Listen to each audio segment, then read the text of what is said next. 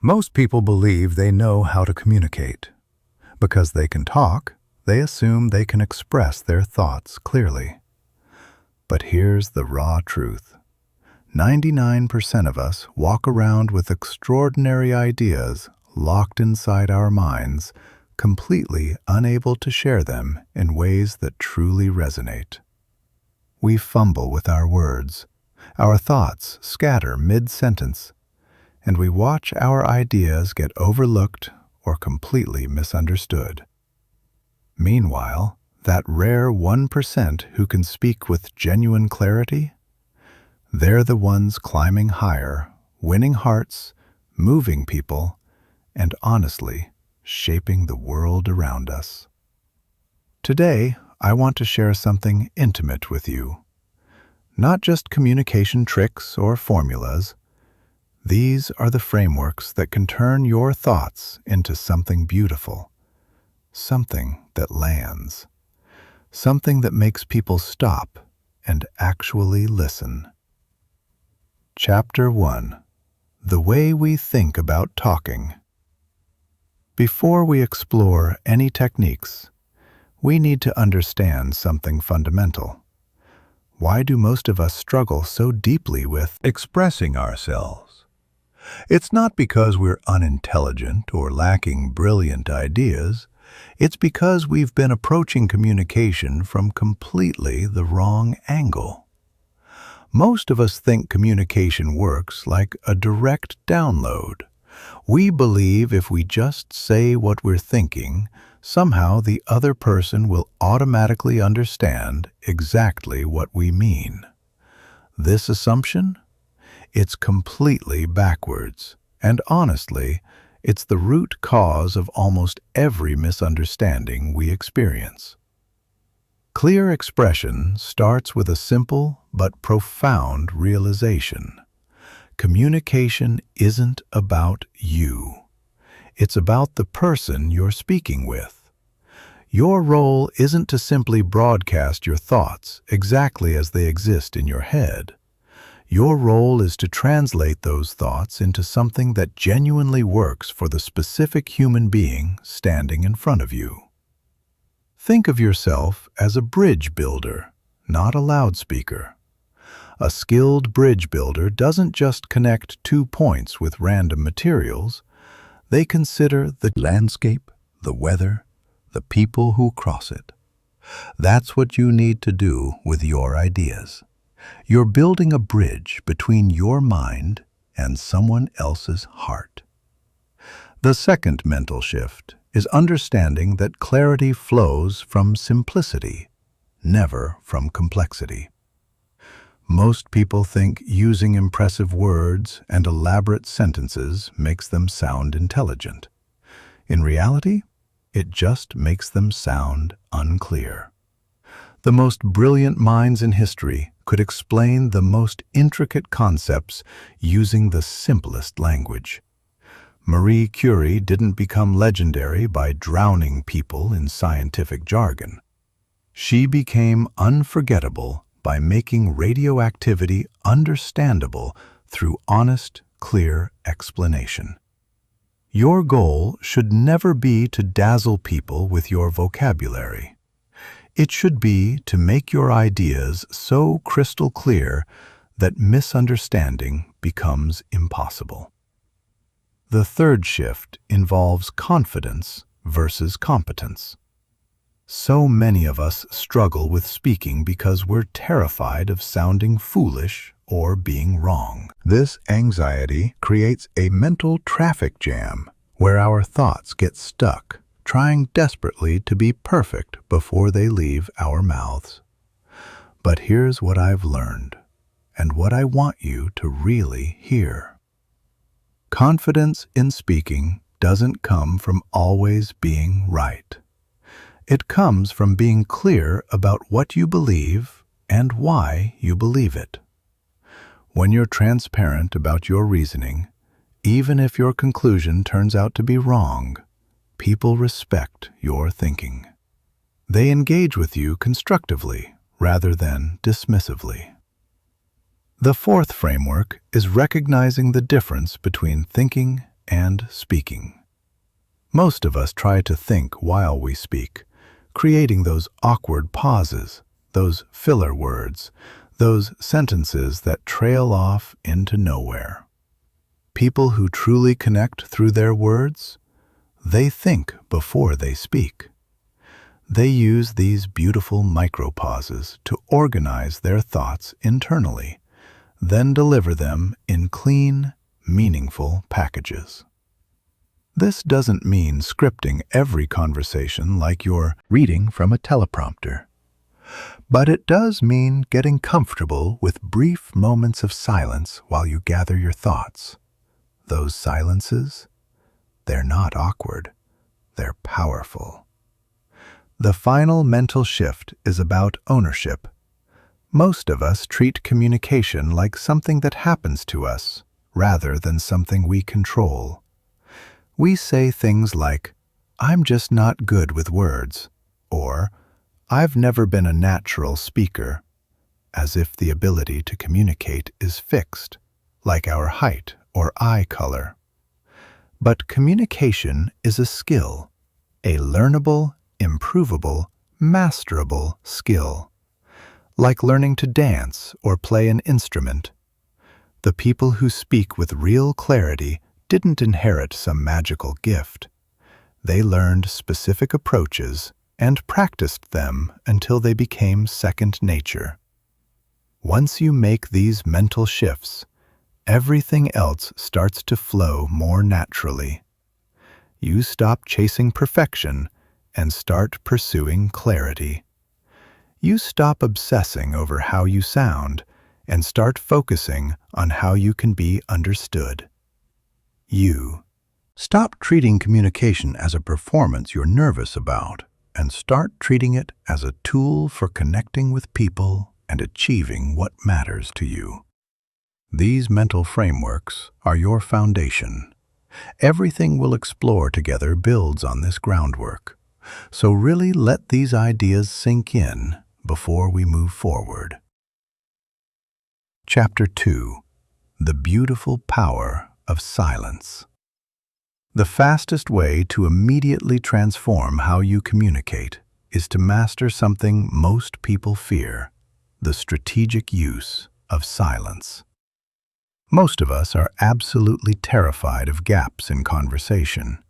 We think any moment of quiet makes us look unprepared or unintelligent.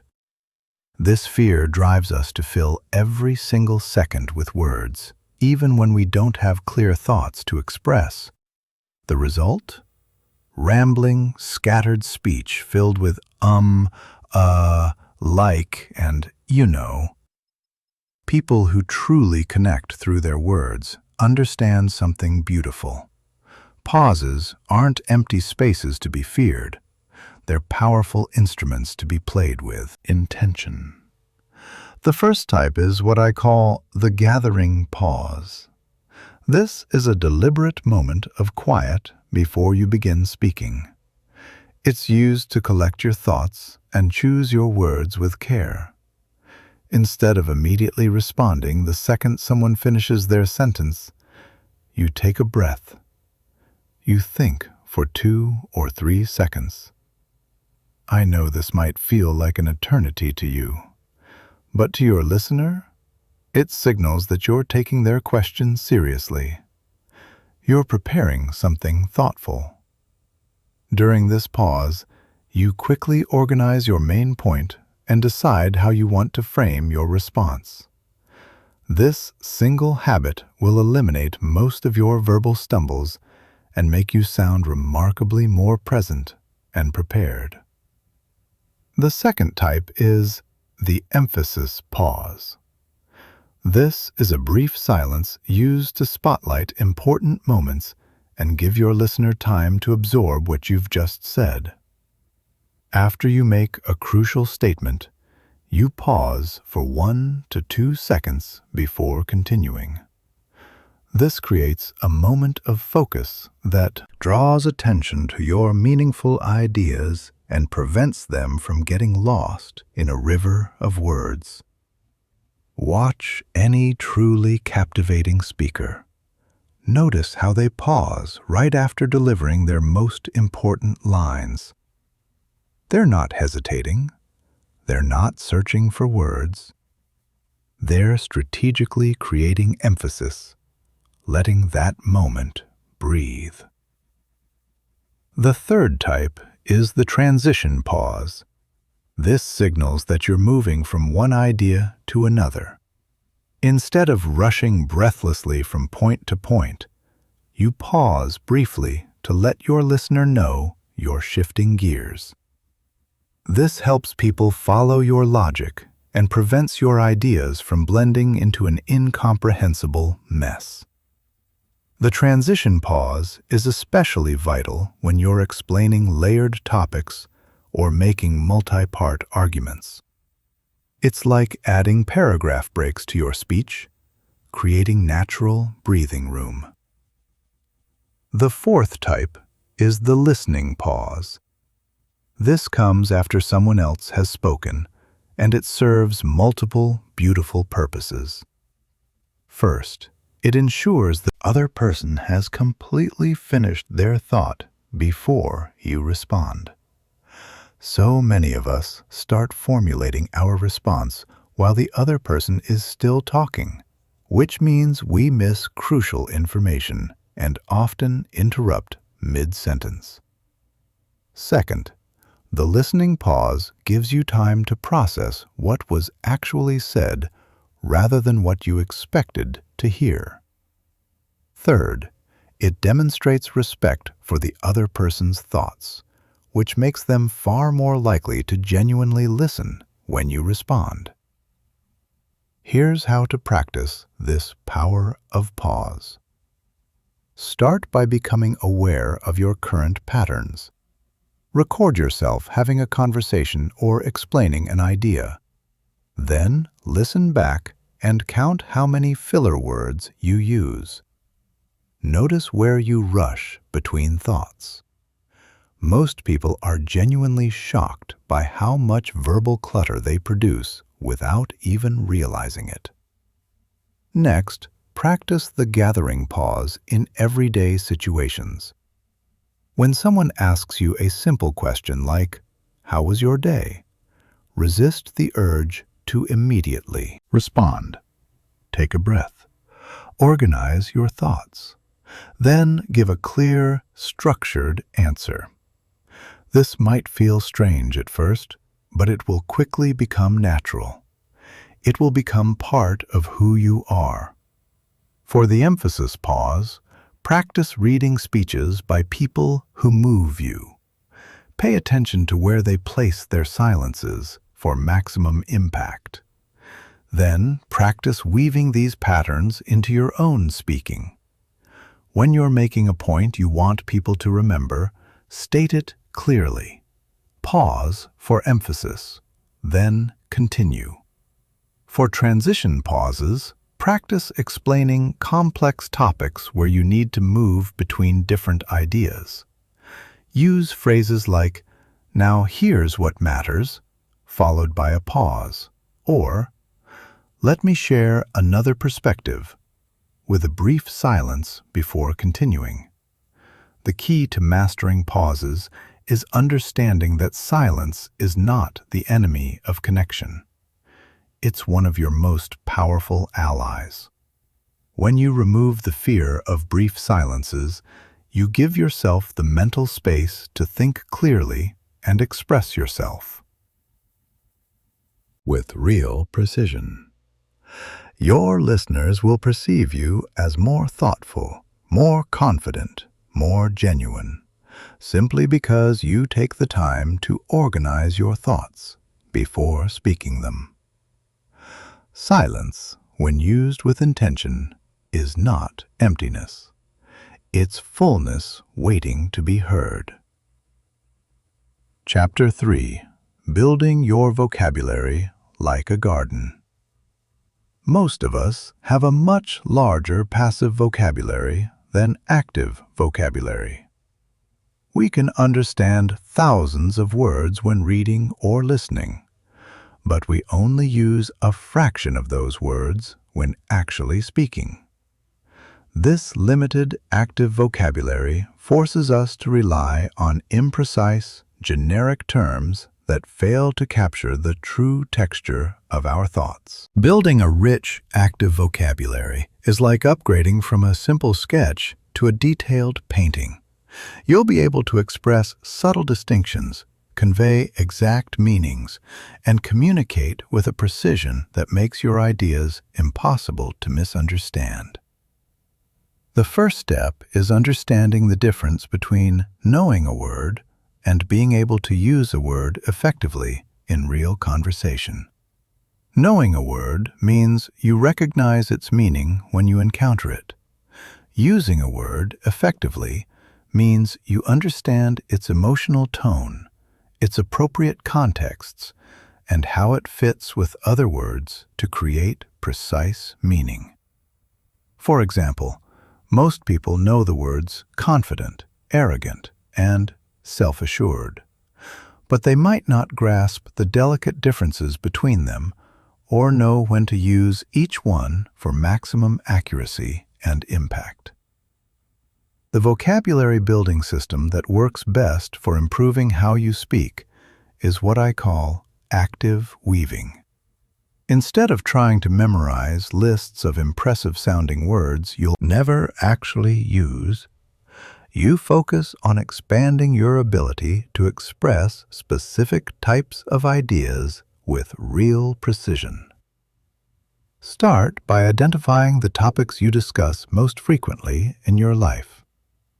These might include emotions, creative projects, relationships, personal growth, or your work. For each area, build a collection of precise words and phrases that allow you to express subtle distinctions.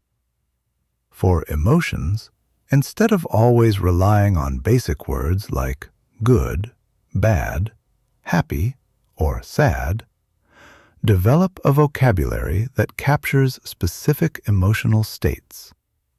Instead of saying, "I'm frustrated," you might say, "I'm disheartened by the constant setbacks," or "I'm puzzled by these contradictory messages."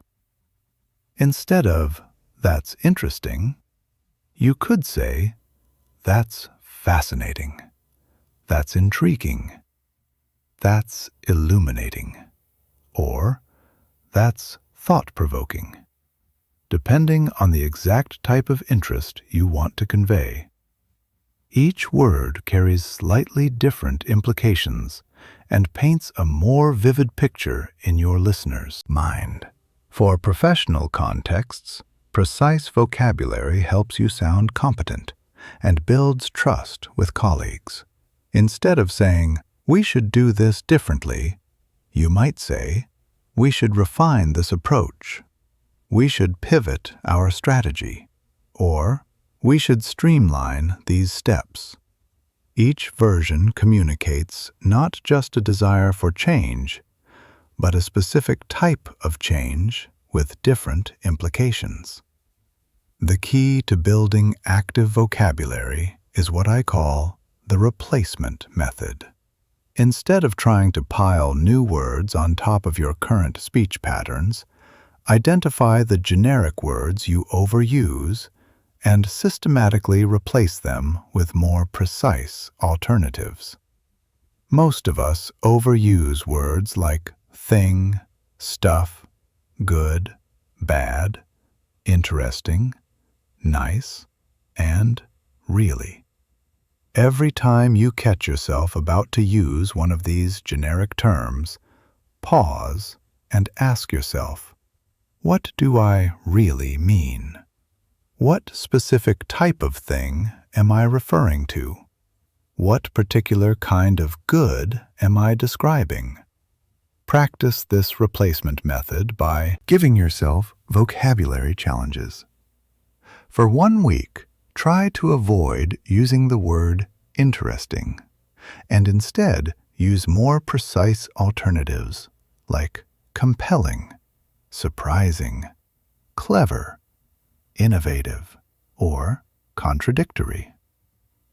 For another week, eliminate really as an intensifier and use more specific language.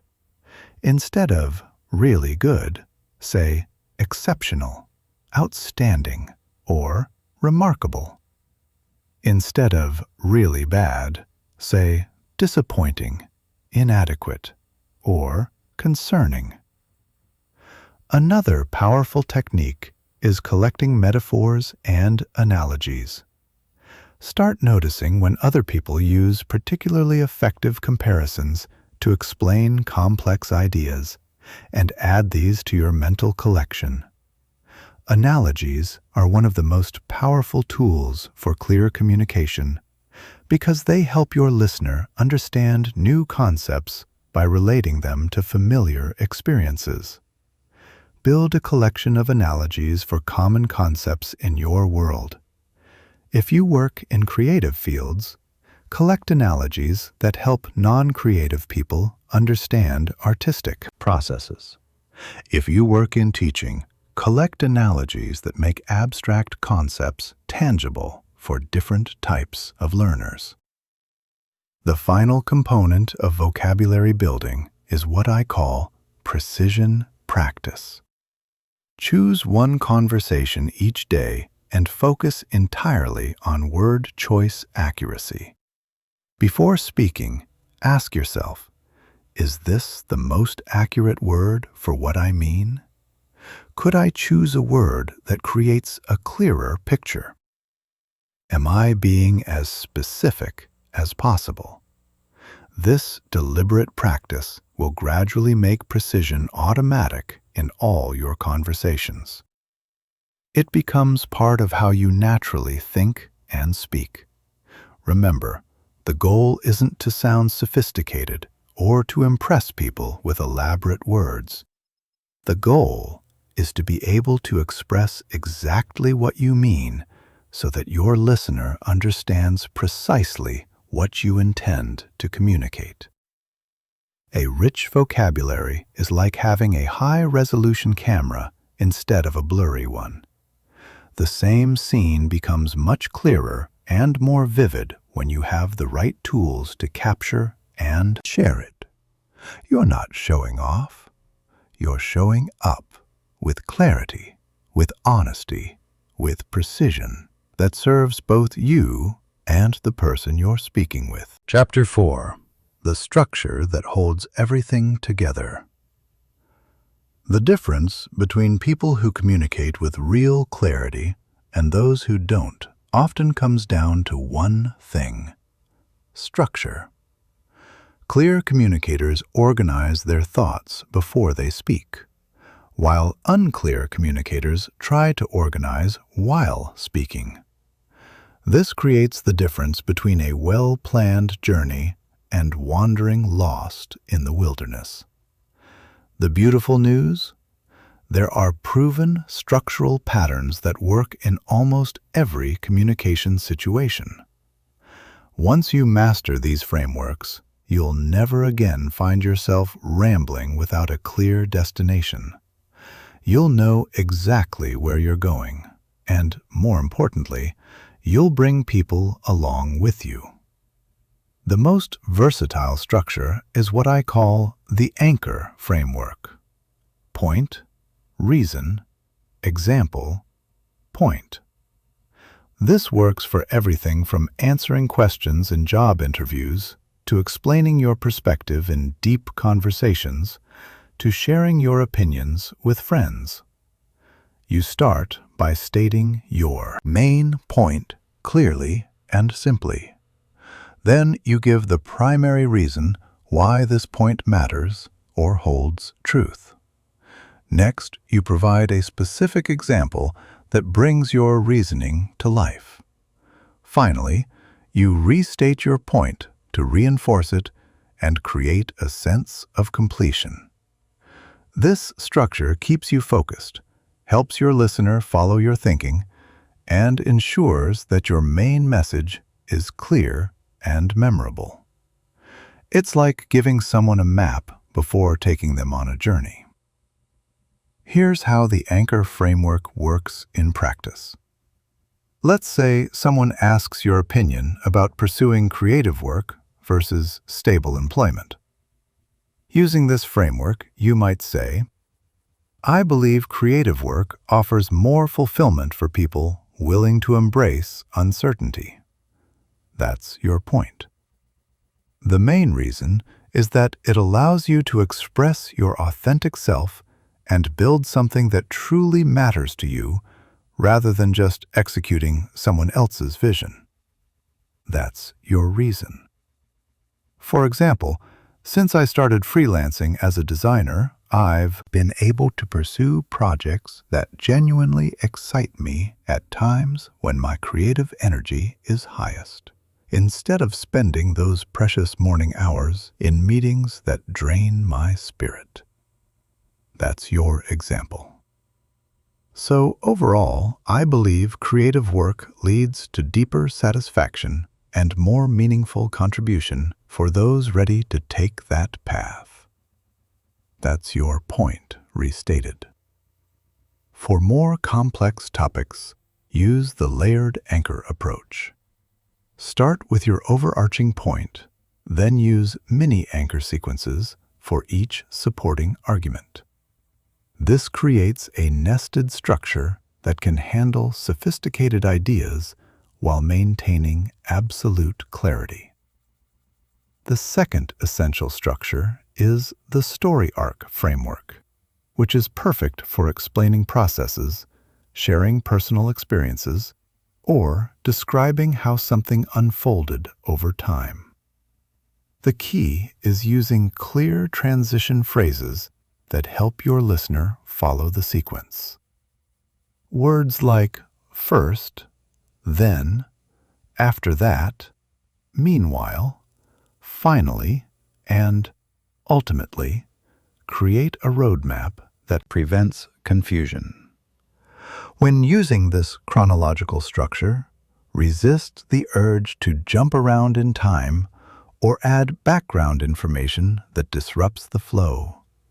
If context is needed, provide it at the beginning before starting the story sequence. The third structure is the challenge-solution framework. This is incredibly powerful for conversations about change because it mirrors how humans naturally think about problems. Start by clearly describing the challenge in terms your audience can relate to and feel. Make the challenge real and present. Then, introduce your solution, explaining specifically how it addresses the core issues you've identified. Finally, address potential concerns or questions about your solution. This structure works whether you're proposing a new direction in your life, suggesting a change in family plans, or trying to convince a friend to take a leap with you. The fourth structure is the comparison framework, ideal when you need to help someone understand options or weigh different paths. Set up the criteria for comparison first, so your audience knows what factors matter most. Then systematically compare the options across each criterion. For example, if you're helping someone choose between job offers, you might compare options based on growth potential, work culture, creative freedom, and alignment with personal values. Present information about each option in the same order for every criterion, which makes the comparison easy to follow and reduces mental strain for your listener. The fifth structure is the cause and flow framework, essential for explaining why things happen or what might unfold under certain conditions. Start with the situation or conditions you want to explore. Then systematically work through the chain of events or consequences. Use clear language to indicate these connections. Because of this, as a result. This leads to, consequently, and therefore. Be careful to distinguish between things that happen together and things that cause each other.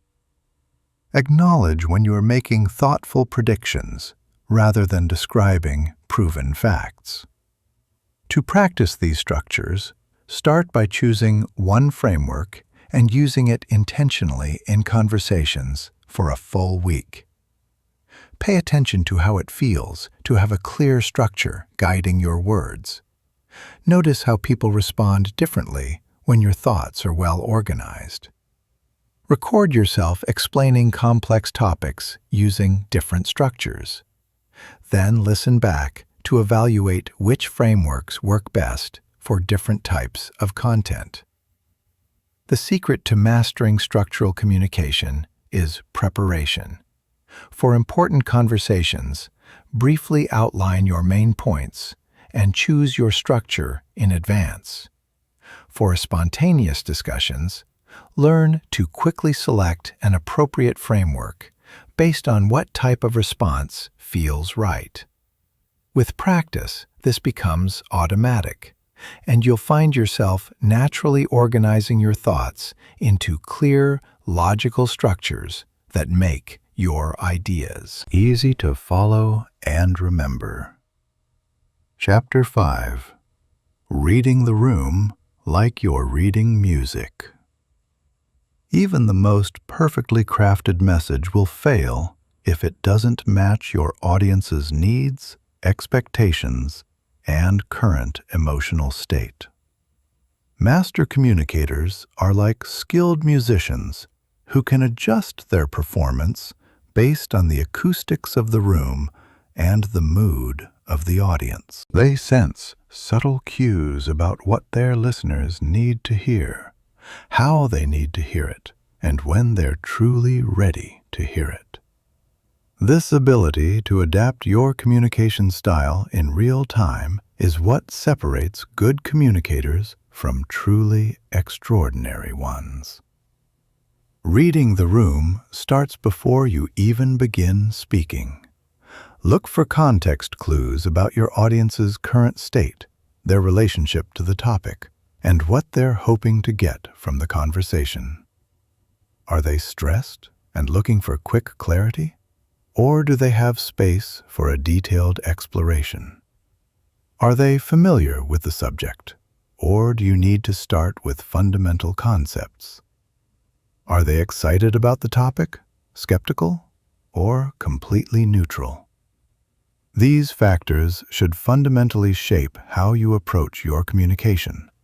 It's like adjusting your recipe based on the ingredients available and the tastes of the people you're cooking for. The first layer of reading the room is energy matching.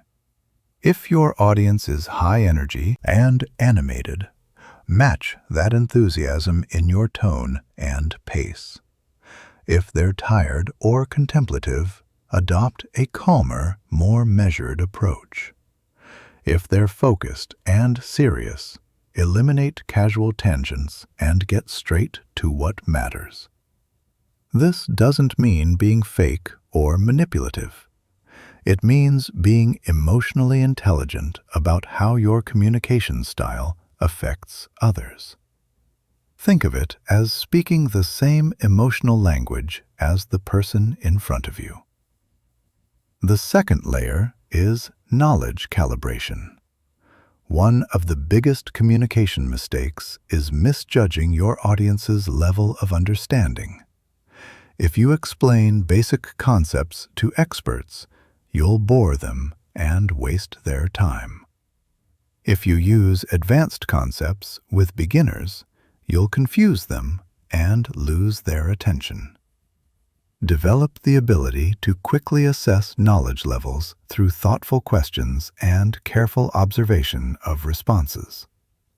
When uncertain, start with simpler explanations and add complexity based on how well your audience follows along.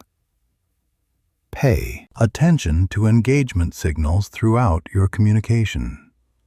When people are truly engaged, they maintain eye contact, nod naturally, ask relevant questions, and their body language is open and oriented toward you.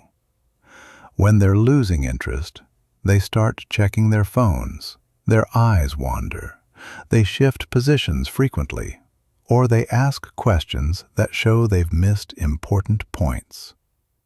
When you notice attention dropping, don't just push forward with your planned approach. Pause and adjust. Ask a question to re-engage them. Change your pace, or summarize your key points more concisely. It's like dancing with a partner. You have to feel where they are and adjust accordingly. Master the art of reading comprehension signals. When people understand what you're saying, their facial expressions show recognition, and their questions build on your points. When they're confused, they might nod politely, but ask questions that miss the essence, or they might look puzzled even while trying to appear engaged. If you're not sure whether someone understands, don't ask, "Does that make sense?" Because most people will say yes, even when they're confused. Instead, ask them to explain the concept back to you in their own words, or ask them how they might apply the information to their specific situation. Emotional state reading is crucial for timing your communication effectively. If someone is upset, anxious, or frustrated, they're not in an optimal state to process complex information or make important decisions. In these situations, focus first on addressing their emotional needs before trying to communicate your main message. This might mean acknowledging their concerns, validating their feelings, or simply waiting for a better time to have the conversation. Pushing forward with your agenda when someone is emotionally overwhelmed usually backfires spectacularly. Cultural and personal context reading involves understanding the unwritten rules of different environments. Communication that works perfectly in a casual coffee shop might be completely inappropriate in a formal business setting. Language that's effective with close friends might not work with new acquaintances or people from different backgrounds. Develop sensitivity to these contextual factors and adjust your vocabulary, tone, examples, and structure accordingly. It's about respecting the space you're in and the people you're with. Practice reading the room by becoming a careful observer in group conversations. Before you speak, spend time watching how others respond to different communication styles. Notice which approaches generate genuine engagement and which ones fall flat. Pay attention to the subtle signals people send when they're interested, confused, bored, or ready to move on. This observation practice will sharpen your ability to read these signals in your own conversations. The advanced skill of reading the room is learning to gently guide the emotional and intellectual state of your audience. Instead of just adapting to what you find, you can gradually shift the energy and focus in the direction that will make your communication most effective. If people seem scattered, you can use your structure and pace to help them focus. If they seem skeptical, you can acknowledge their concerns and systematically address them.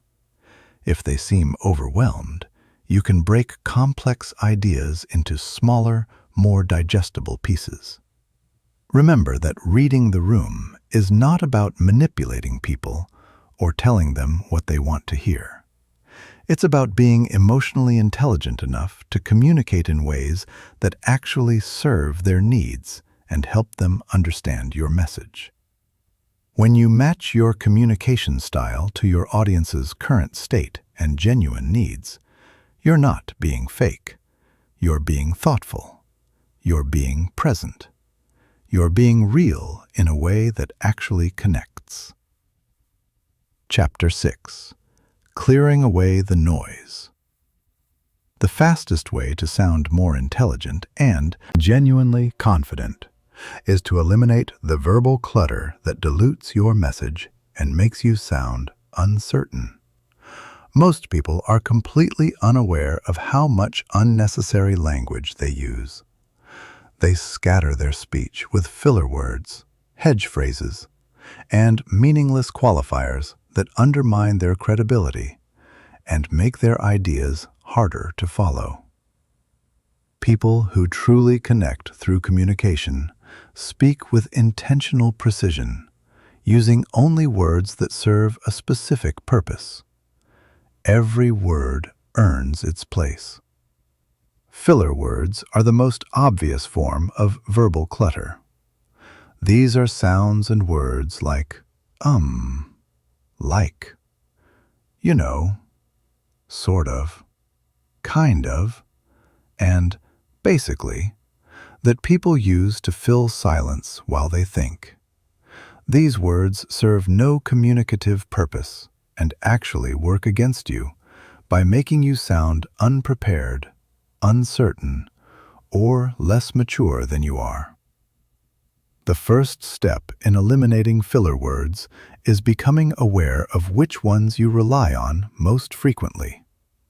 Most people have 2 or 3 favorite fillers that they use unconsciously, like a nervous habit they don't even notice.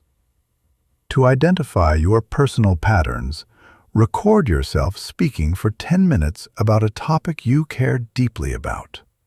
Count every instance of filler words and note which ones you use most often.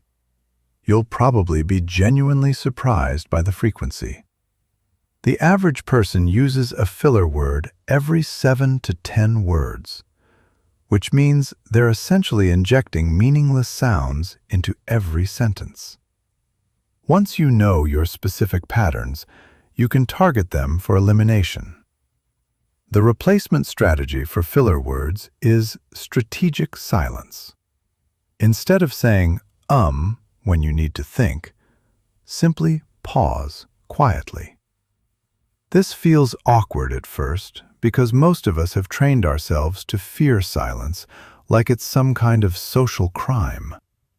But silent pauses actually make you sound more thoughtful and genuinely confident.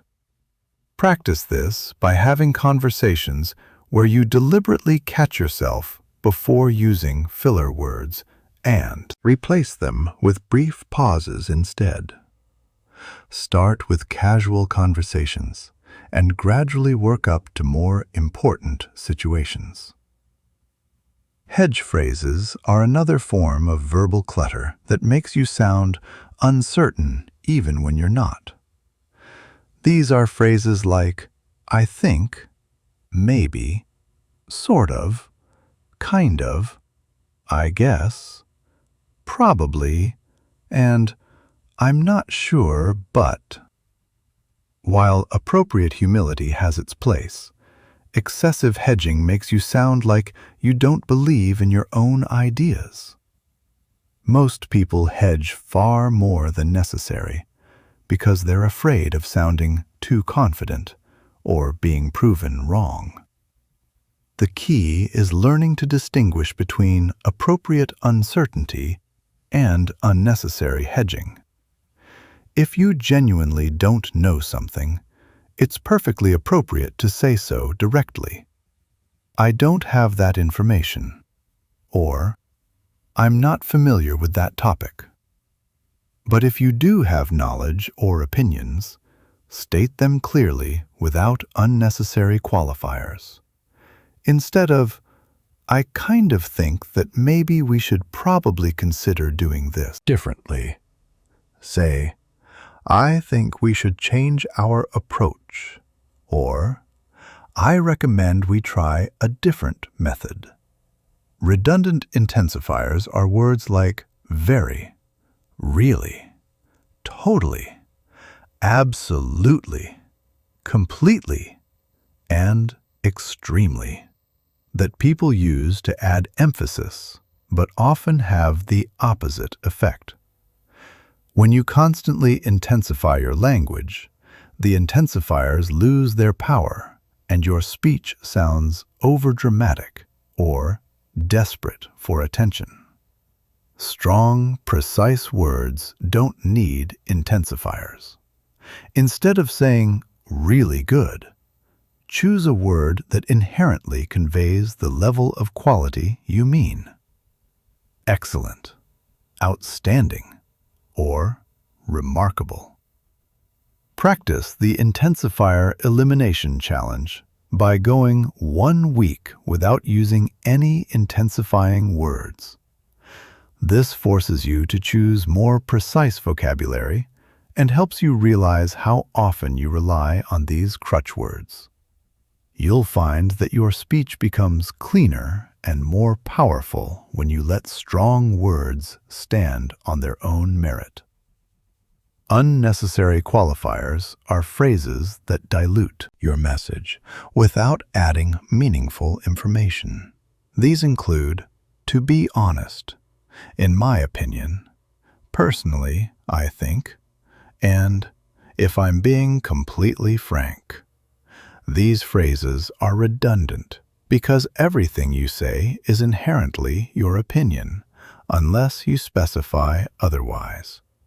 They also subtly suggest that you might not always be honest, or that this opinion is somehow different from your usual thoughts. Just speak your truth without these unnecessary preambles. Weak openings are another form of verbal clutter that undermines your credibility from the very first words out of your mouth. Many people start their responses with phrases like, "well," "so," "I guess," or, "okay." These openings make you sound tentative and unprepared. Practice starting your responses with your first substantive word. If someone asks for your opinion, start immediately with your main point, rather than easing into it with weak opening phrases. The elimination process should be gradual and systematic. Choose one type of verbal clutter to focus on each week. Week 1 might be filler words. Week 2 could be hedge phrases. Week 3 might be unnecessary intensifiers. This focused approach prevents you from becoming overwhelmed while trying to change everything at once. It also allows you to develop new neural pathways for cleaner speech patterns, one habit at a time. Practice the pause and rephrase technique during casual conversations. When you catch yourself using verbal clutter, pause briefly and then rephrase your sentence cleanly. For example, if you say, "I think maybe we should, probably try a different approach," pause and then say, "Let me rephrase that. I recommend we try a different approach." This practice helps you develop awareness and builds new habits while showing others that you care about clear communication. It's vulnerable, it's honest, and it's powerful. The advanced technique is preventive thinking. Before you speak, especially in important conversations, take a moment to organize your main point and choose your first words carefully. This preparation eliminates the need for filler words because you know where you're going with your statement. The brief thinking pause becomes a powerful tool for ensuring that your first attempt at expressing an idea is clean and clear. Like writing a first draft that's already polished. Remember that the goal isn't to sound robotic or overly formal. Natural speech includes variation and personality. The goal is to eliminate the unconscious verbal clutter that serves no purpose and makes your ideas harder to understand. When you speak with precision, people focus on your ideas rather than being distracted by meaningless words and sounds. They hear you. They really hear you. And that's when true connection happens. Chapter 7. The Magic of Stories That Stay With Us. Humans are wired to remember stories. While facts and data can inform people, stories move them, inspire them, and make information stick in their hearts long after the conversation ends. People who truly master communication understand that the most powerful way to make a point is often through narrative rather than direct argument. When you learn to weave stories into your communication, you transform dry information into experiences that resonate with your audience long after the moment has passed. The fundamental power of stories lies in their ability to create emotional connection and mental engagement. When someone hears a well-told story, their brain doesn't just process information, it actually lives the experience. They imagine themselves in the situation, feel the emotions of the characters, and mentally rehearse the lessons embedded in the narrative. This makes stories far more persuasive and memorable than abstract arguments or statistics. A story is like a bridge that carries someone directly into your world. The basic story structure that works for most communication situations is the journey framework: challenge, action, result. Start by describing a specific situation or challenge that your audience can relate to on a human level. Then explain the actions that were taken to address the challenge. Finally, reveal the results and the insight or lesson that emerged. This structure works whether you're telling a 30-second anecdote or a 5-minute detailed story. It's timeless because it mirrors the structure of human experience itself. Personal stories are often the most powerful because they demonstrate your direct experience and build genuine credibility. When you share a story about something that happened to you, people understand that you've actually lived through the situation, rather than just theorizing about it. These stories should highlight moments of learning, growth, or insight. They don't need to be dramatic or extraordinary. They just need to be honest and relevant to the point you're making. The key to effective personal stories is vulnerability balanced with growth. Share moments when you faced challenges, made mistakes, or learned important lessons. But frame these experiences in terms of evolution and insight, rather than just failure or weakness.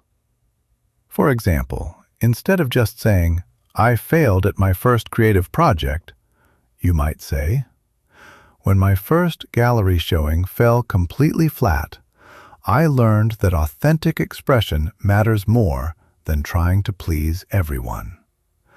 That hard lesson shaped how I approach every piece I create now." Professional stories help you illustrate concepts and share wisdom in a way that feels concrete rather than theoretical. These might be stories about successful collaborations, challenging clients, innovative solutions, or lessons learned from setbacks. The goal is to help your audience understand not just what happened, but why it matters, and how they can apply similar thinking to their own situations. You're not just sharing information, you're sharing lived wisdom. Observational stories are about things you've witnessed or learned from others.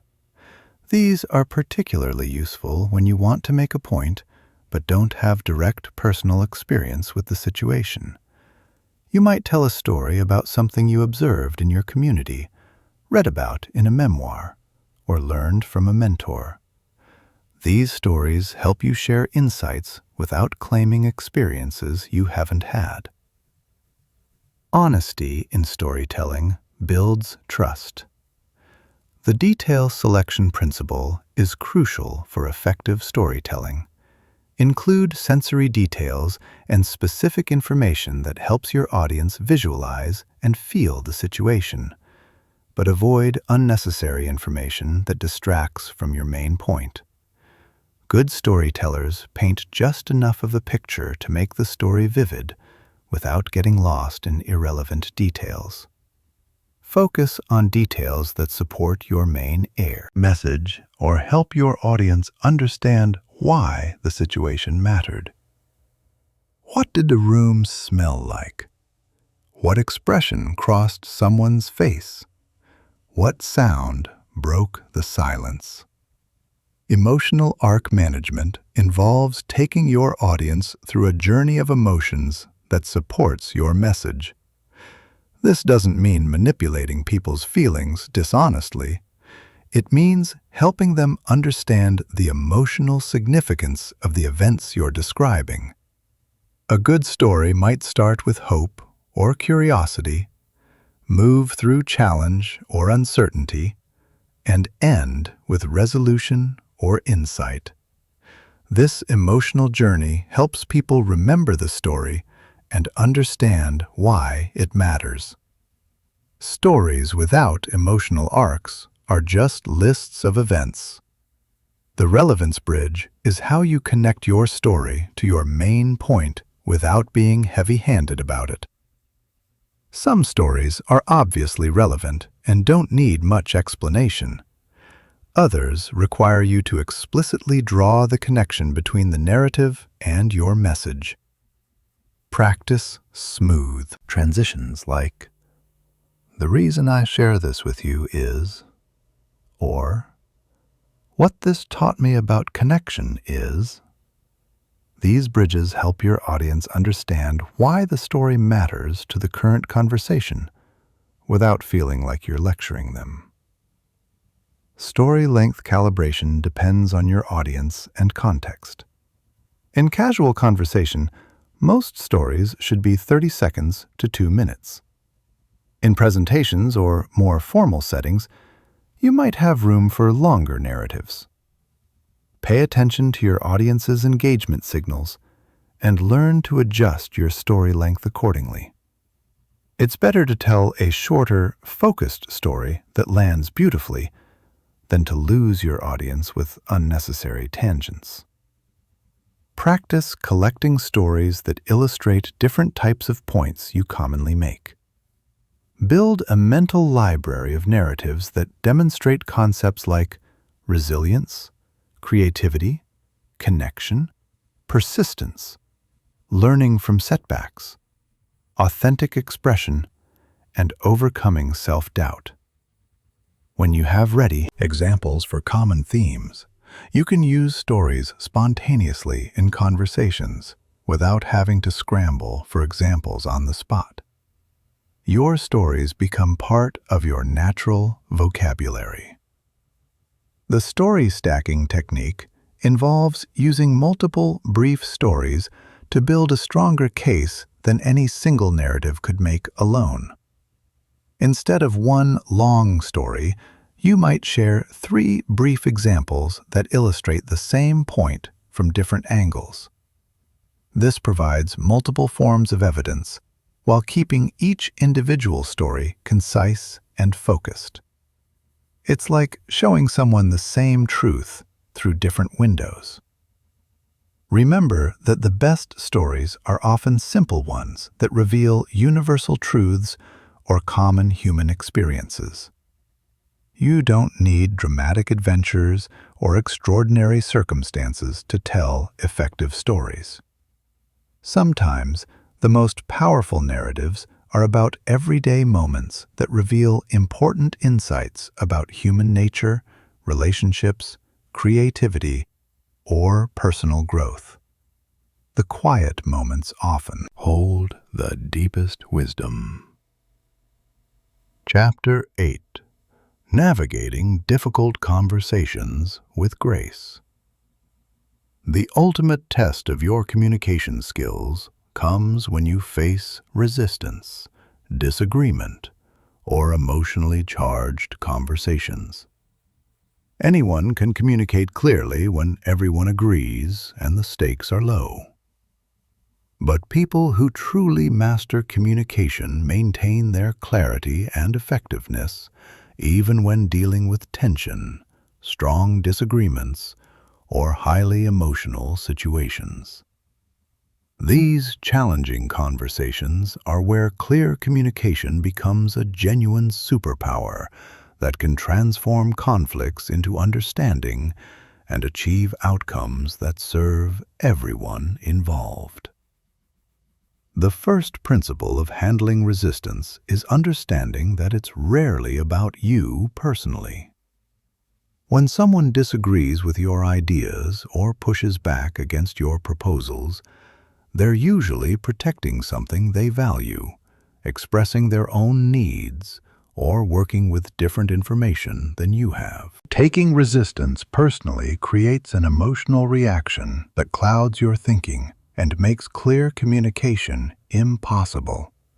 Instead, approach resistance with curiosity about the underlying concerns driving the disagreement. Ask yourself, what are they really afraid of losing? What do they need that they're not getting? The listening first strategy is counterintuitive but incredibly powerful. When someone is resisting your ideas, your instinct might be to argue harder or present more evidence. But resistance often comes from feeling unheard or misunderstood. Before you try to address objections, make sure you fully understand what they truly are. Ask clarifying questions. Paraphrase what you've heard. Demonstrate that you're genuinely trying to understand their perspective, not just waiting for your turn to talk. This approach often reduces the emotional intensity of disagreements and creates space for genuine dialogue.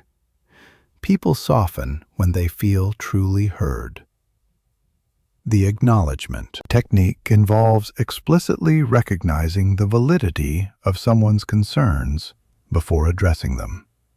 This doesn't mean agreeing with everything they say, but it does mean showing that you understand their point of view and respect their right to hold it. Phrases like, "I can see why that would concern you," "That's a valid consideration," or "I understand your perspective," signal that you're not dismissing their input. This acknowledgement often reduces defensiveness and makes people more willing to consider your response. It's like opening a door instead of pushing against it.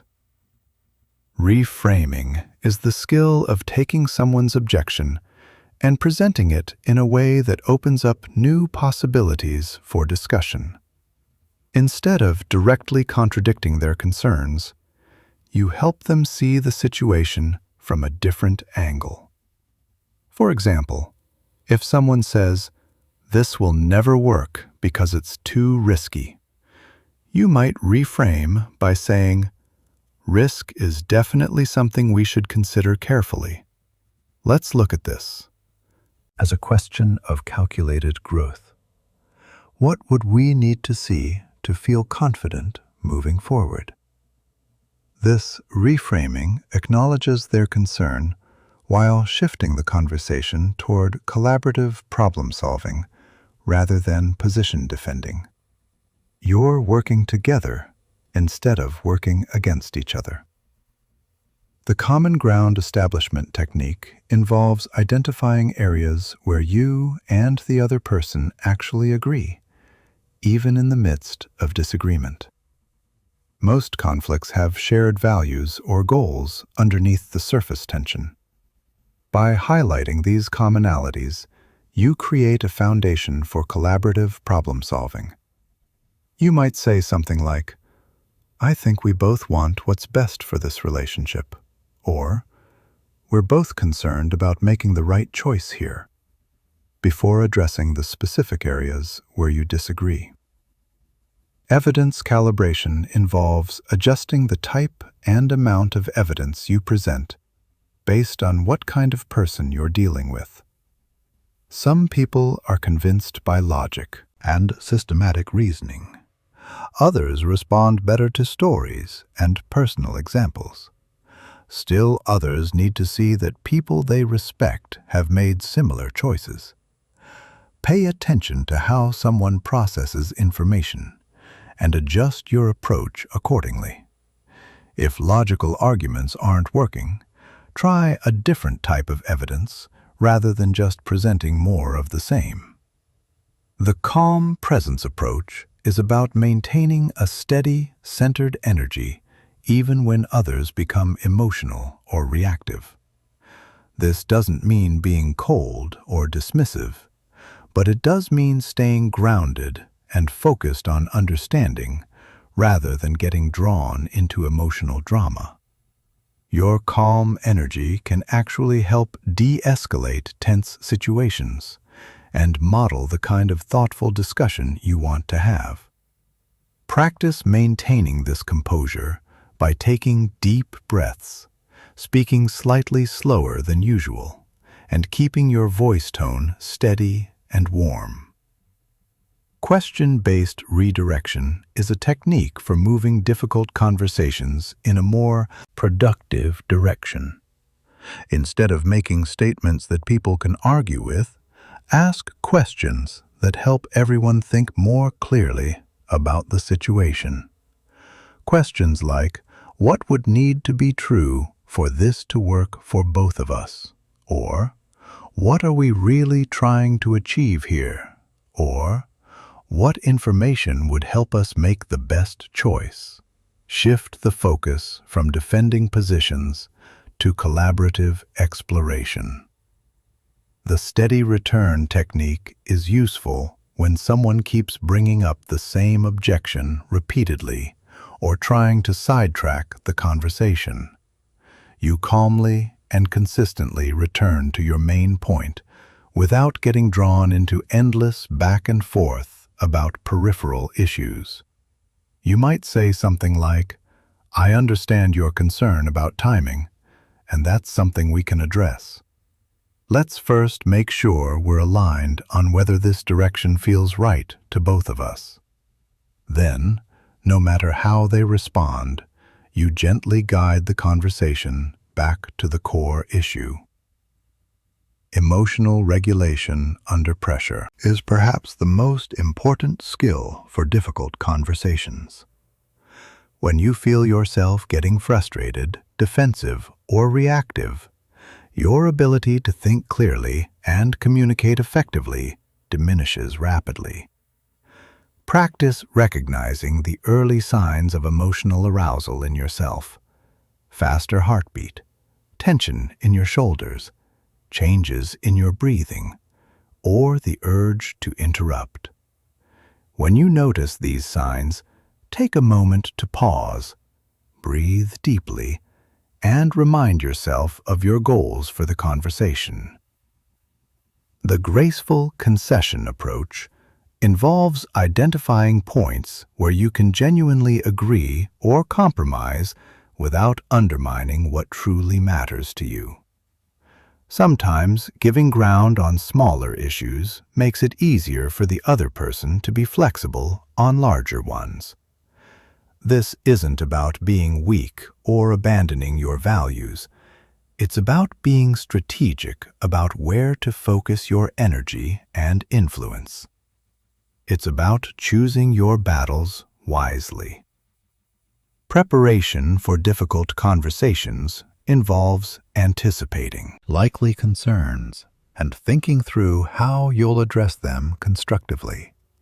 This doesn't mean scripting every response, but it does mean considering what worries the other person might have and how you can address those worries with honesty and care. This preparation helps you stay focused and clear even when the conversation becomes challenging. You're less likely to be thrown off balance because you've already thought through the landscape.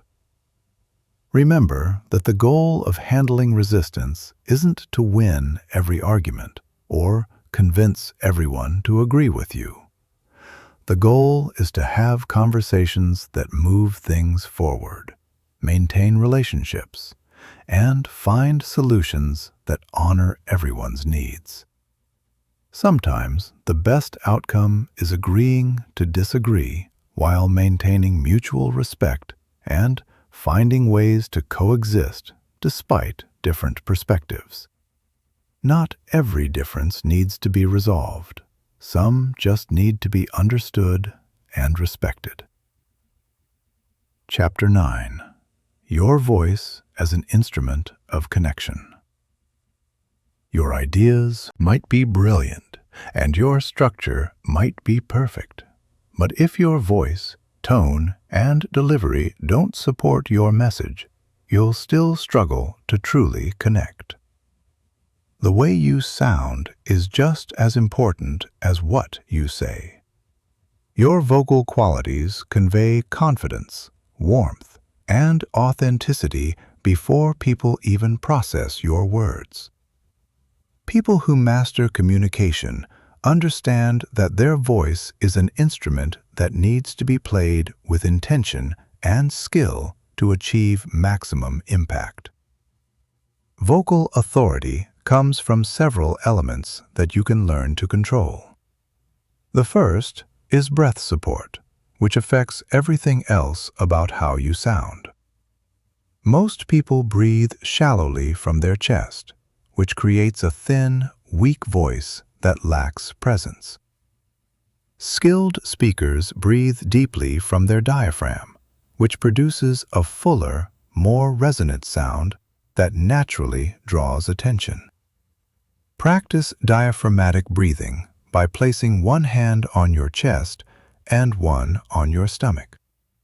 When you breathe correctly for speaking, your stomach hand should move more than your chest hand. Breathe from your center. Pace control is crucial for maintaining listener attention and ensuring comprehension. Most people speak too quickly when they're nervous and too slowly when they're uncertain. The optimal speaking pace varies depending on your audience and content, but generally falls between 140 and 180 words per minute for most conversations. Practice varying your pace strategically. Slow down for important points to ensure they land with real impact. Speed up slightly during background information to maintain energy. Your pace should dance with your content. Volume modulation doesn't just mean speaking loudly enough to be heard. It means using strategic changes in volume to create emphasis and maintain interest. Skilled speakers raise their volume slightly for important points and lower it for intimate or meaningful moments. They understand that contrast captures attention better than constant loudness.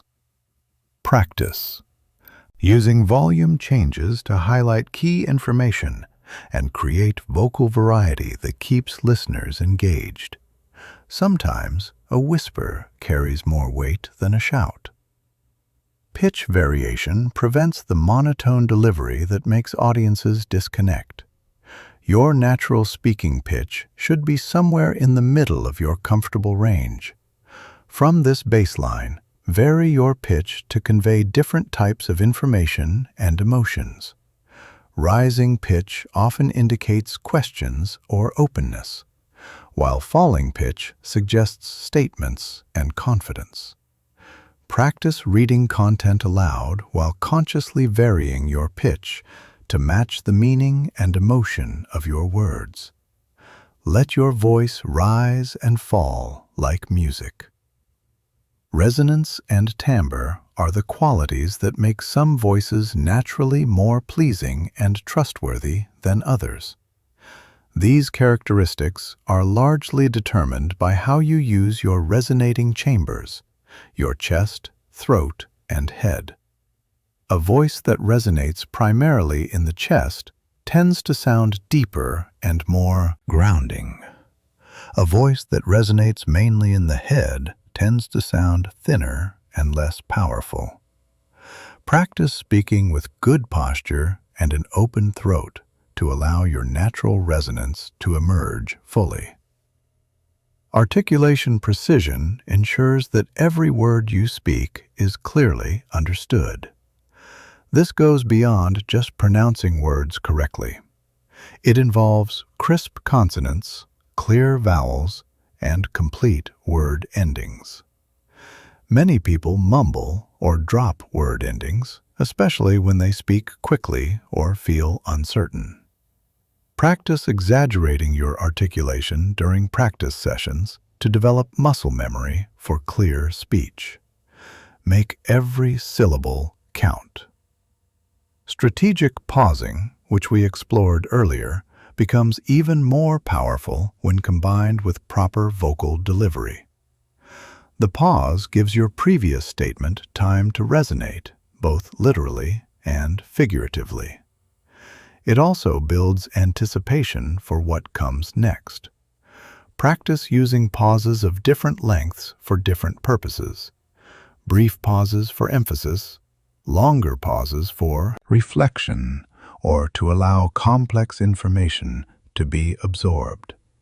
Silence is music too.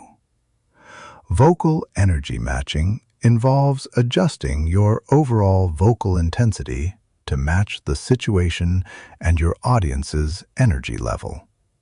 An energetic presentation requires more vocal dynamism than an intimate conversation. But energy isn't the same as volume. You can speak quietly and still convey high energy through pace, pitch variation, and vocal quality. Practice calibrating your vocal energy to different contexts and audiences. Feel the room and match its heartbeat. Emotional congruence means ensuring that your vocal qualities match the emotional content of your message. If you're discussing something serious with a light, cheerful tone, or presenting exciting opportunities with a flat, monotone delivery, your mixed signals will confuse your audience and undermine your credibility. Practice delivering the same content with different emotional tones to understand how vocal qualities affect message reception. Your voice should align with your heart. Vocal warm-ups before important conversations or presentations can dramatically improve your performance. Just like dancers stretch before performing, speakers should warm up their voices. Simple exercises like humming, lip trills, tongue twisters, and vocal scales help prepare your speech muscles for optimal performance. Even 5 minutes of vocal warm-up can make a noticeable difference in how you sound and how confident you feel. Posture and physical positioning directly affect your vocal quality. Standing or sitting up straight opens your airways and allows for better breath support. Slouching compresses your diaphragm and creates a weaker voice. Your head position also matters. Looking down restricts your vocal cords, while an overly raised chin can create tension. Practice speaking with optimal posture. Shoulders back, spine straight, chin parallel to the ground. Stand tall, speak true. Recording and playback analysis is essential for developing vocal awareness. Most people have very little objective sense of how they actually sound to others. Record yourself speaking in different contexts and listen for patterns in your vocal qualities. Do you speak too quickly when nervous? Do you drop in volume at the end of sentences? Do you have vocal habits you're unaware of? This objective feedback is invaluable for targeted improvement. Sometimes we need to hear ourselves to truly know ourselves. The ultimate goal of vocal mastery is to make your voice a transparent vehicle for your ideas rather than a distraction from them. When your vocal delivery is skilled and appropriate, people focus on your message rather than how you're delivering it. Your voice becomes a powerful tool that enhances your credibility, clarifies your meaning, and engages your audience's attention and emotions in service of genuine connection. Your voice is the bridge between your inner world and theirs. Chapter 10. Building unshakable inner confidence. Confidence is the foundation that supports every other communication skill. You can master all the techniques in the world, but if you don't believe in yourself and your right to be heard, your words will lack the presence and power that makes people truly want to listen. Real confidence in communication isn't about arrogance or pretending to know everything. It's about having genuine self-assurance in your ability to express your thoughts clearly and contribute meaningfully to conversations. It's about trusting your own voice. The first step in building communication confidence is understanding the difference between confidence and competence. Many people think they need to be experts on every topic before they can speak confidently about anything. This is completely backwards, and it keeps brilliant people silent. Confidence comes from being comfortable with the boundaries of your knowledge and being able to articulate what you do. Know clearly while acknowledging what you don't. A confident communicator can say, "I don't know, but I'd love to learn more," with as much authority as they share their expertise. Competence building involves systematically expanding your knowledge in areas that matter to your personal goals and the life you want to create.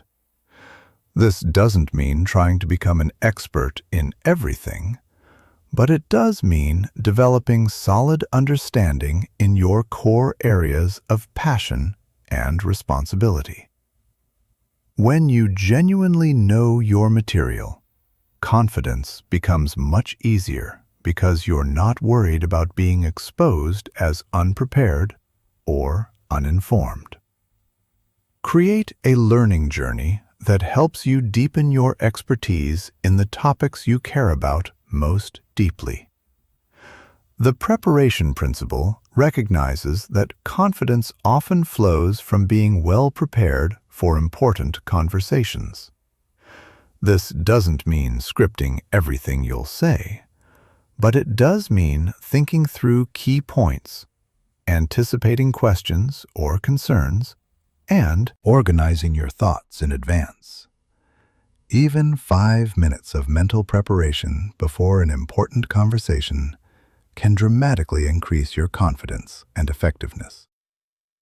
Professional communicators prepare not because they lack confidence, but because preparation enhances confidence and honors the people they're speaking with.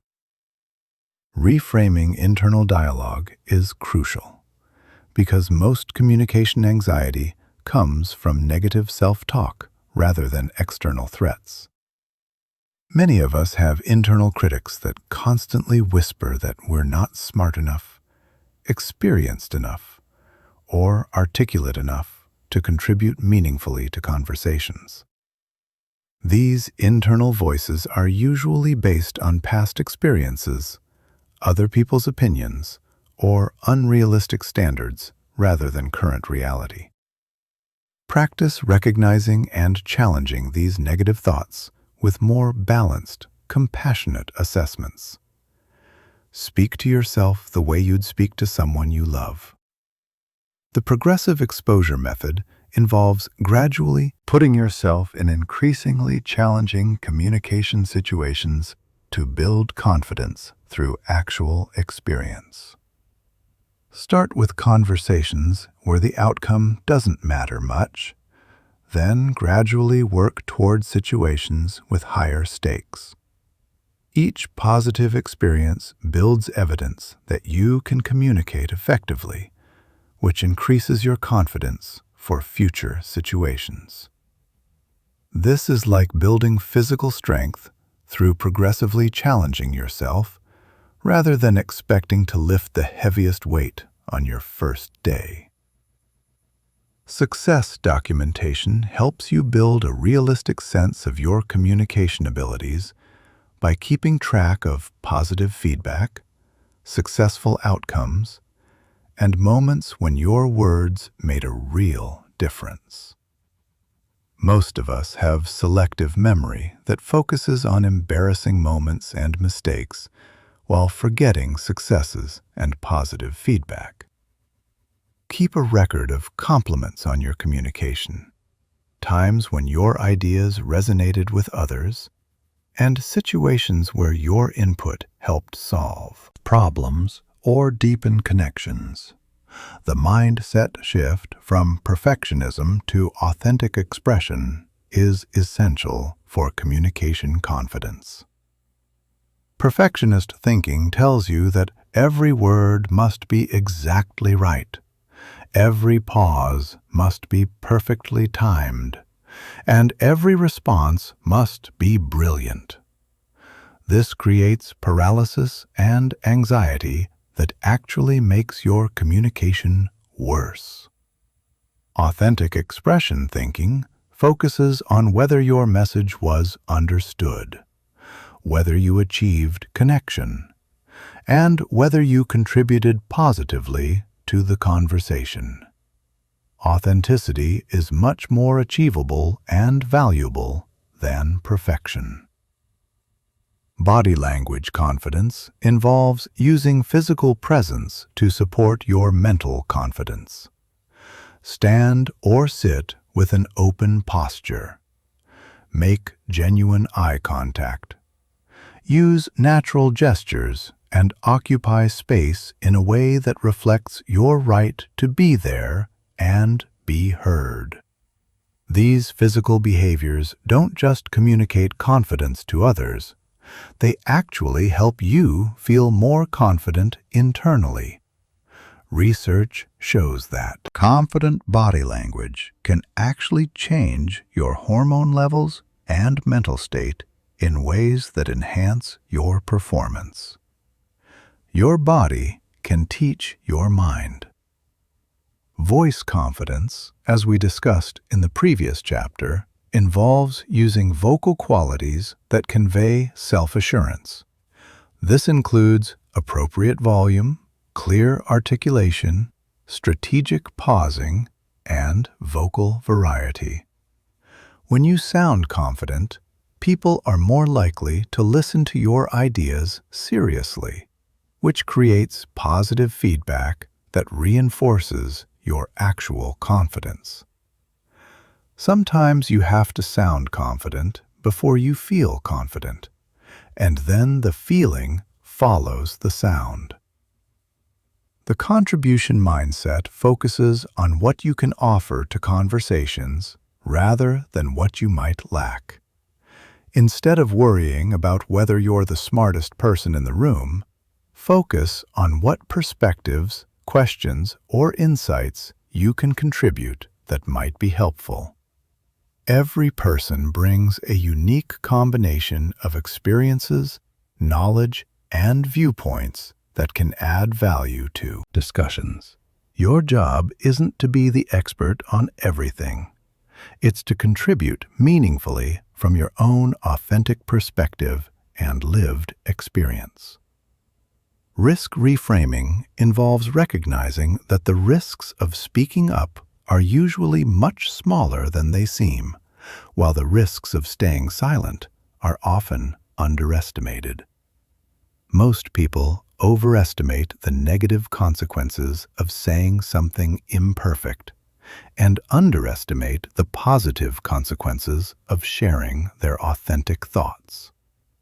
In reality, people are usually more forgiving of communication mistakes than you think, and they often appreciate contributions that aren't perfect but are genuine and thoughtful. The bigger risk is keeping your voice locked inside. Learning from setbacks is an essential part of building lasting confidence. Every communicator has moments when they stumble over words, miss important points, or handle situations less gracefully than they wished. Confident communicators treat these experiences as learning opportunities rather than evidence of permanent inadequacy. Analyze what happened, identify what you can do differently next time, and then move forward without dwelling on past moments. Growth is not linear. The practice principle recognizes that confidence comes from repetition and familiarity. The more you practice expressing your thoughts in various situations, the more comfortable and confident you become with the process. Look for opportunities to speak up in gatherings, contribute to discussions, ask questions, and share your perspectives. Each positive experience builds your confidence muscle and makes the next communication challenge feel less intimidating. Authentic confidence comes from being genuinely yourself rather than trying to imitate someone else's communication style. While you can learn techniques and strategies from others, your most powerful communication will come from developing your own authentic voice and style. This means being honest about your personality, your values, and your natural communication preferences while still working to improve your skills and effectiveness. Don't try to be someone else. Be the most articulate version of yourself. Remember that confidence is not a fixed trait that some people have and others lack. It's a skill that can be developed through practice, preparation, and positive experiences. Every expert communicator started as a beginner who felt nervous and uncertain. The difference is that they persisted through the discomfort, learned from their experiences, and gradually built the confidence that now seems so natural and effortless. You can do the same. Your voice matters. Chapter 11. The Art of Gentle Persuasion. Clear communication becomes exponentially more powerful when combined with thoughtful persuasion techniques. Most people think persuasion is about manipulation or high-pressure tactics. But true persuasion is simply about presenting your ideas in ways that make them easy to understand, embrace, and act upon. When you master the art of persuasive communication, you can influence outcomes not through force or deception, but through clarity, genuine care, and authentic connection with what matters to the people you're speaking with. The foundation of persuasive communication is understanding that people are not convinced by what you say. They're convinced by what they understand and believe to be true for themselves. This means your job is not to overwhelm them with arguments, but to help them see the value of your perspective from their own point of view. The most persuasive communicators are those who can articulate ideas in ways that feel like natural realizations, rather than imposed opinions. You're not pushing, you're illuminating. The reciprocity principle recognizes that people are more likely to embrace your ideas when they feel you genuinely understand and respect theirs. Start persuasive conversations by acknowledging what the other person values, what concerns they might have, and what outcomes they're hoping to achieve. This doesn't mean agreeing with everything they say, but it does mean demonstrating that you've listened deeply and understand their perspective. When people feel truly heard and respected, they become much more open to considering new information and alternative viewpoints. The alignment principle leverages people's desire to act in harmony with their stated values and previous commitments. Instead of trying to convince someone to adopt entirely new beliefs, help them see how your proposal aligns with principles they already hold dear. If someone values authenticity, show how your idea supports authentic expression. If they prioritize meaningful connection, demonstrate how your proposal strengthens bonds between people. Frame your thoughts in terms of their existing values rather than trying to change those values. Social connection becomes more powerful when articulated clearly and specifically. Instead of making vague claims about what everyone is doing, provide specific examples of people or communities that your audience respects who have made similar decisions. The key is choosing examples that your specific audience will find credible and relevant. A story that resonates with one person might be meaningless to another. So calibrate your examples to match your audience's world and experiences. The credibility principle works best when you establish trust through demonstrated understanding rather than claimed expertise. Instead of telling people you're knowledgeable, show them through the quality of your insights, the depth of your preparation, and the thoughtfulness of your responses to their questions. True authority in communication comes from consistently providing valuable perspectives and demonstrating genuine care for others' well-being and growth. People trust those who show up with wisdom, not just those who claim to have it. Urgency and importance must be articulated honestly to be persuasive. If there really are meaningful time considerations or limited opportunities, explain these clearly and help people understand the implications of different timing decisions. But manufactured urgency or false scarcity undermines your credibility and destroys trust.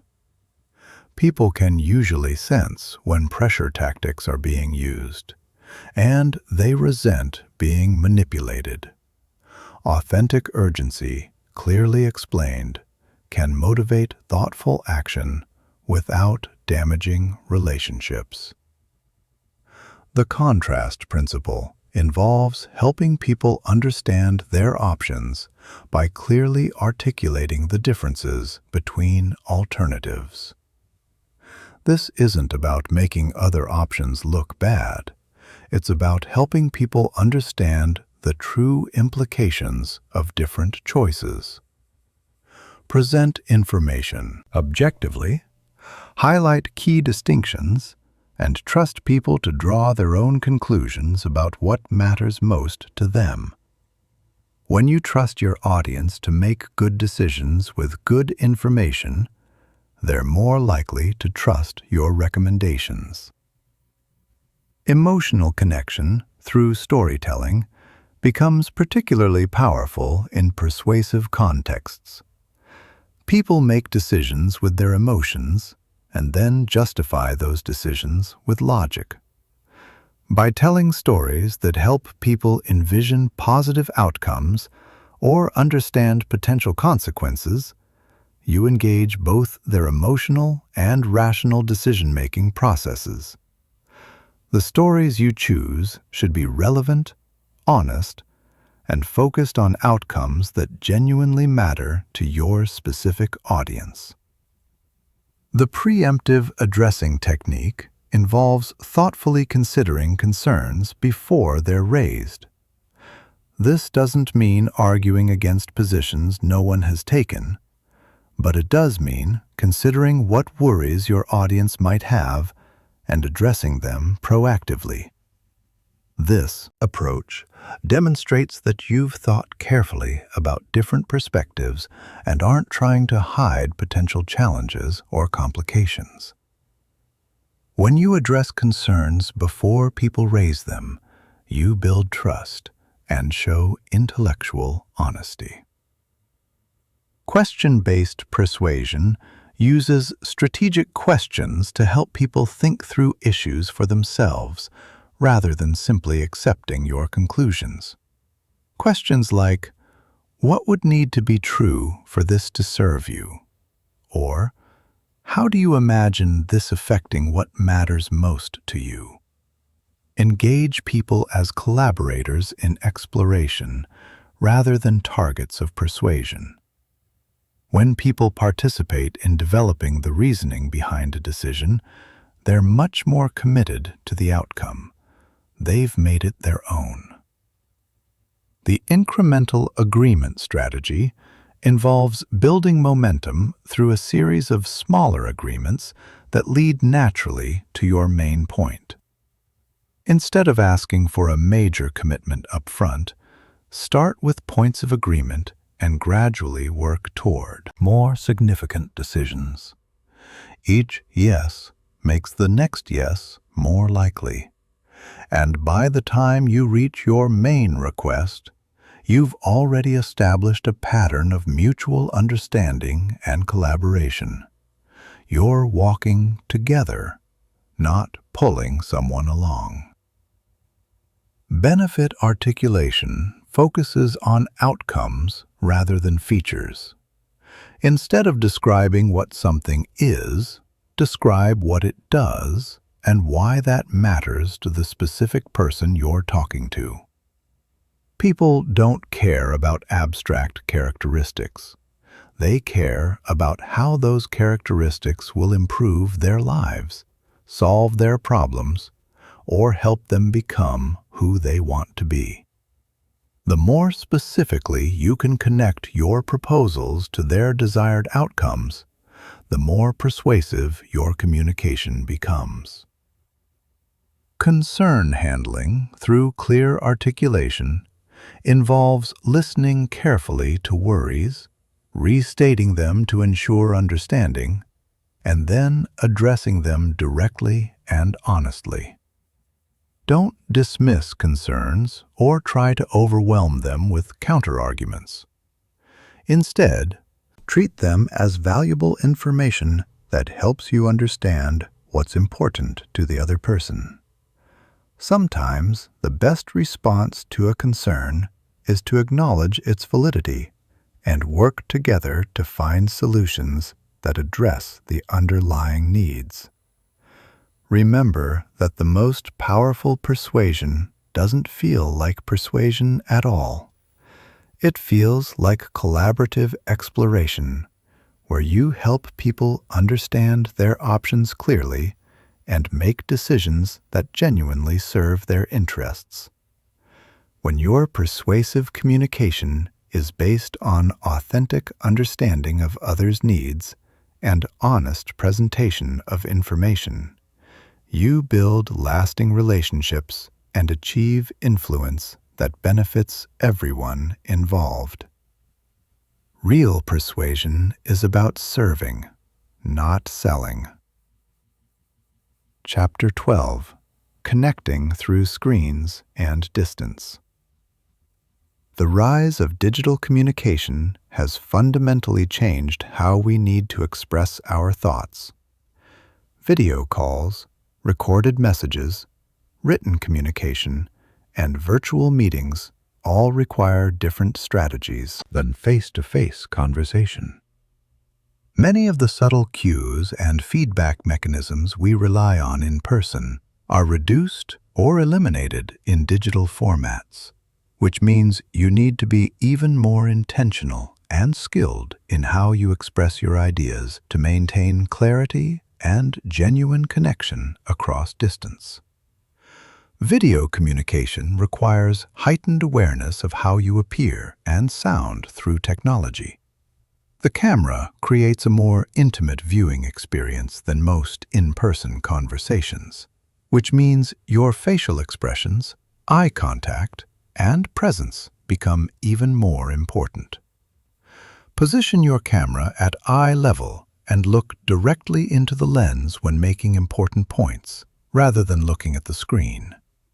This creates the impression of direct eye contact for your audience and conveys sincerity and confidence. You're not just talking to a screen, you're connecting with a human on the other side.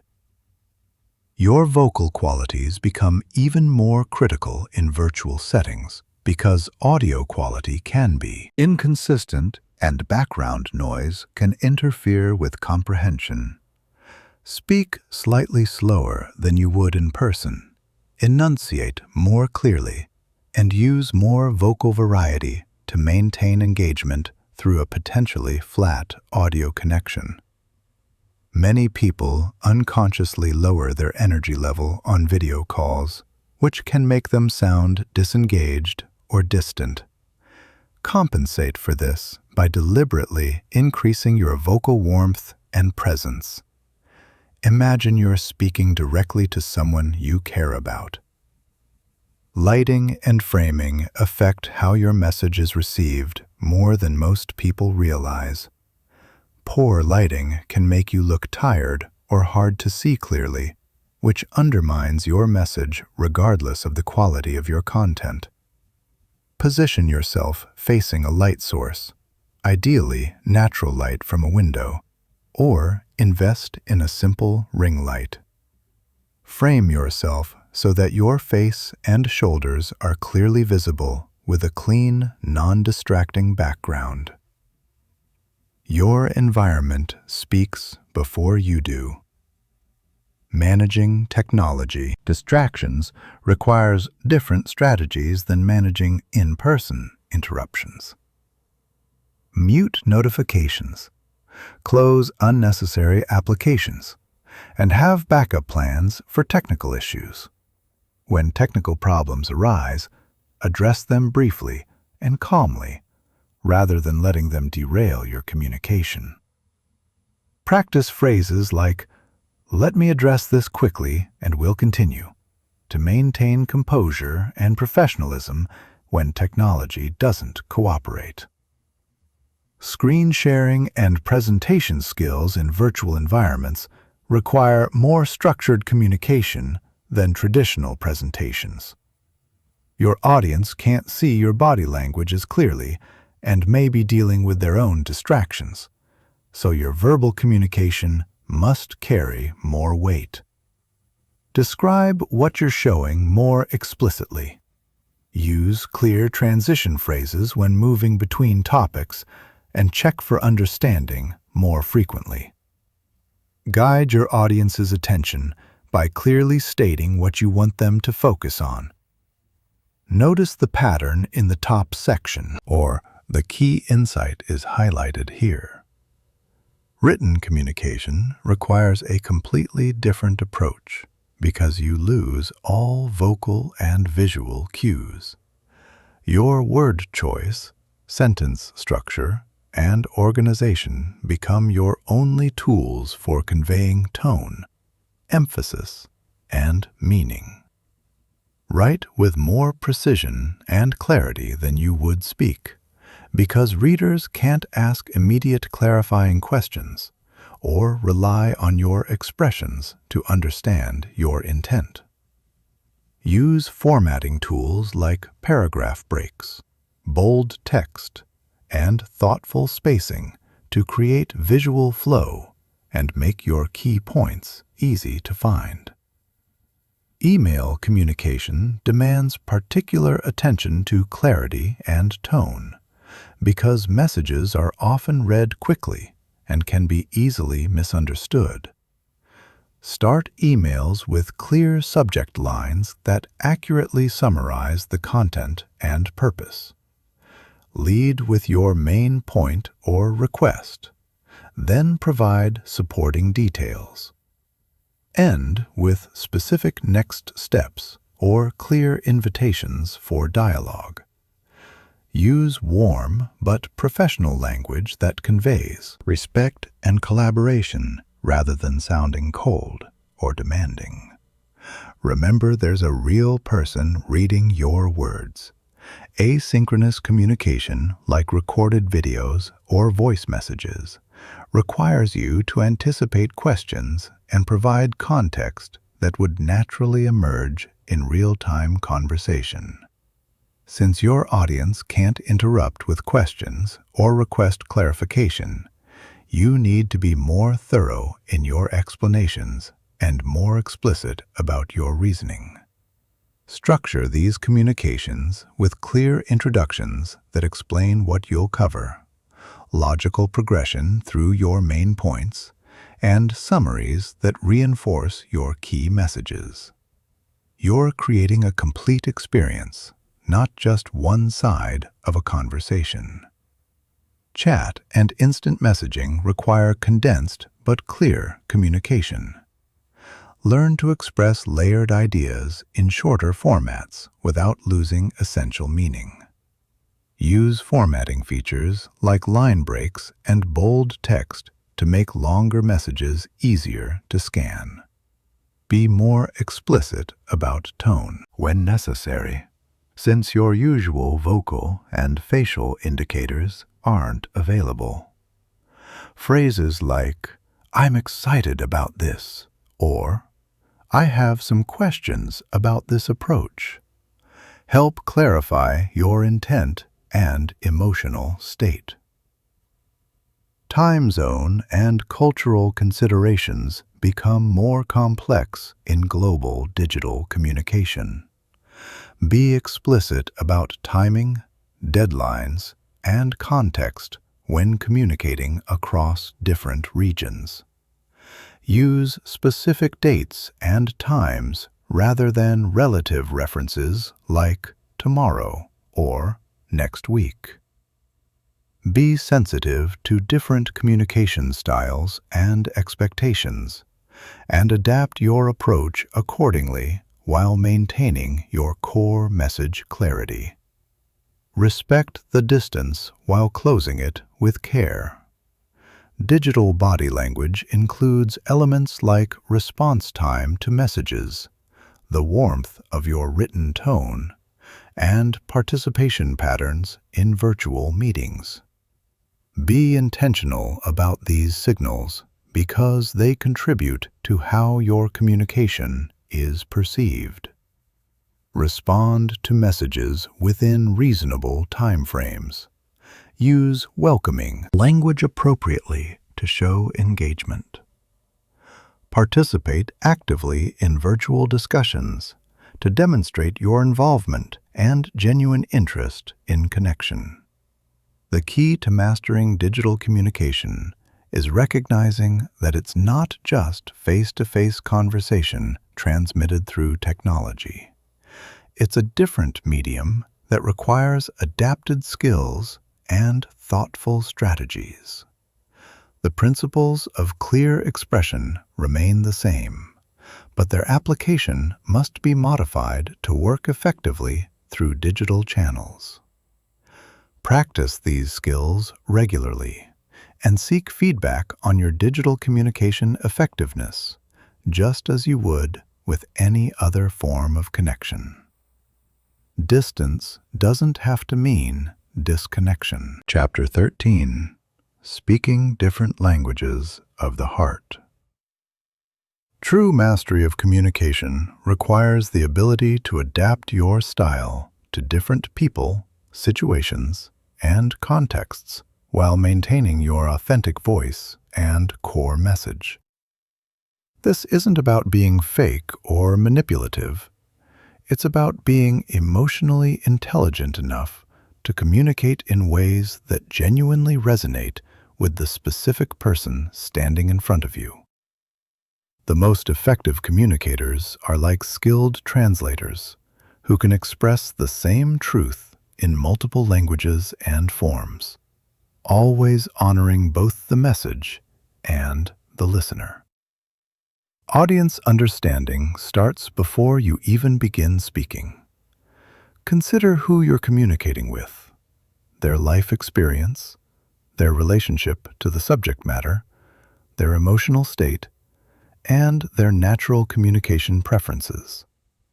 A heartfelt explanation that works perfectly for close friends might feel too casual for new acquaintances. A direct approach that resonates with some people might feel too abrupt for others who need more gentle context. Understanding your audience is an act of respect and care. Knowledge level calibration is one of the most critical adaptations you'll make.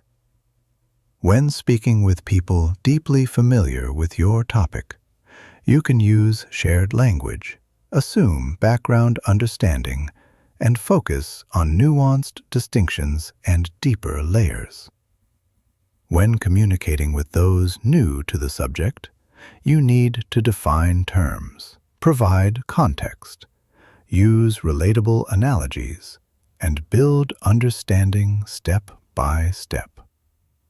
The key is accurately assessing where someone is and meeting them there without being condescending or overwhelming.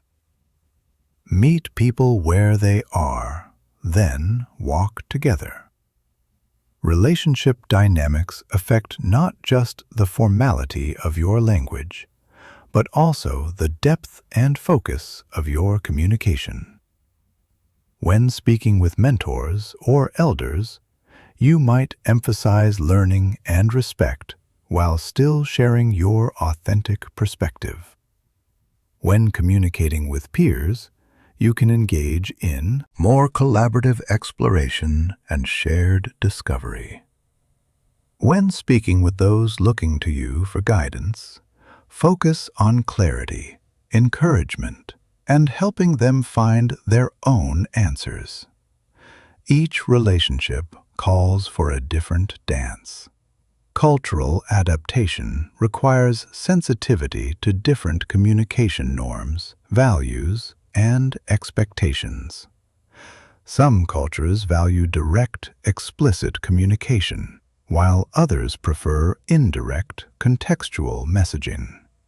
Some prioritize individual expression, while others emphasize collective harmony. Some expect formal protocols, while others prefer warm casualness. Learn and honor the cultural norms relevant to the people you're connecting with, while remaining true to your own authentic style. You can adapt without abandoning yourself. Life stage and generational differences in communication preferences are increasingly important as we connect across wider age ranges. Different generations have different expectations about formality, technology use, emotional expression, and communication frequency. Younger people might prefer quick, casual exchanges, while others might appreciate more detailed, thoughtful communication. Adapt your approach based on what works best for the specific person, rather than making assumptions based on age alone. Every individual is unique. Emotional context adaptation involves recognizing the emotional state of your audience and adjusting your communication style accordingly.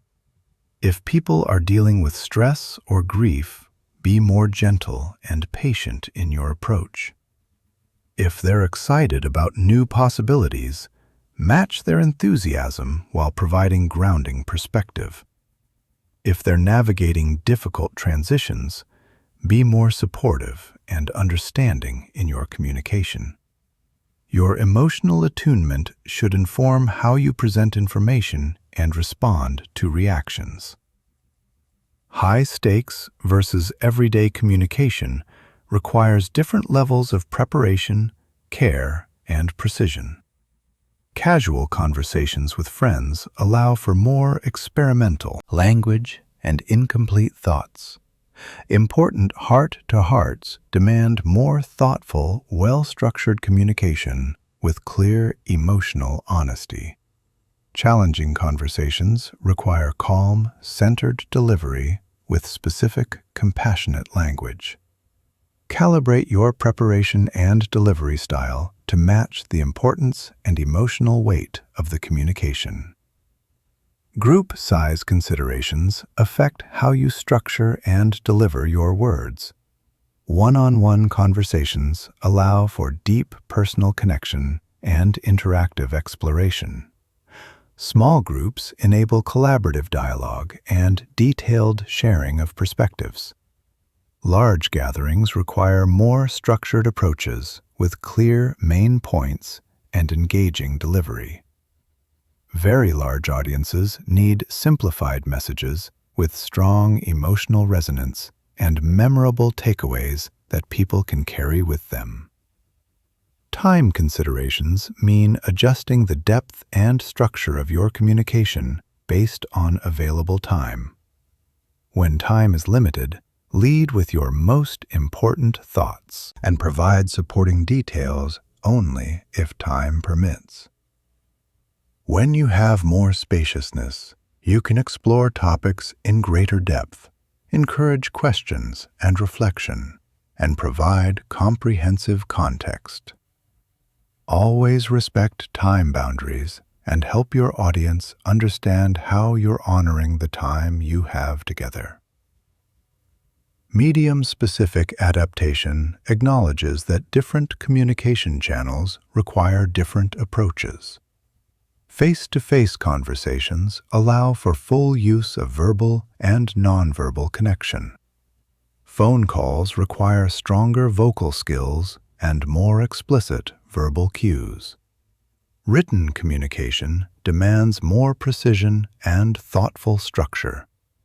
Each medium has its strengths and limitations that should inform your communication strategy. Honor the medium you're working with. Purpose-driven adaptation means adjusting your style based on what you're trying to accomplish. Sharing information requires clear organization and comprehensive coverage. Persuasive communication demands understanding of what truly matters to people and strategic presentation of aligned benefits. Inspirational communication calls for emotional connection and compelling vision. Problem-solving communication needs collaborative language and structured exploration. Match your style to your heartfelt intention. The consistency challenge is maintaining your authentic voice and core values while adapting to different contexts. You don't want to become a completely different person in each situation, but you do want to present yourself in ways that genuinely serve your audience. Think of this as choosing different aspects of your multifaceted self to emphasize, rather than creating false personas.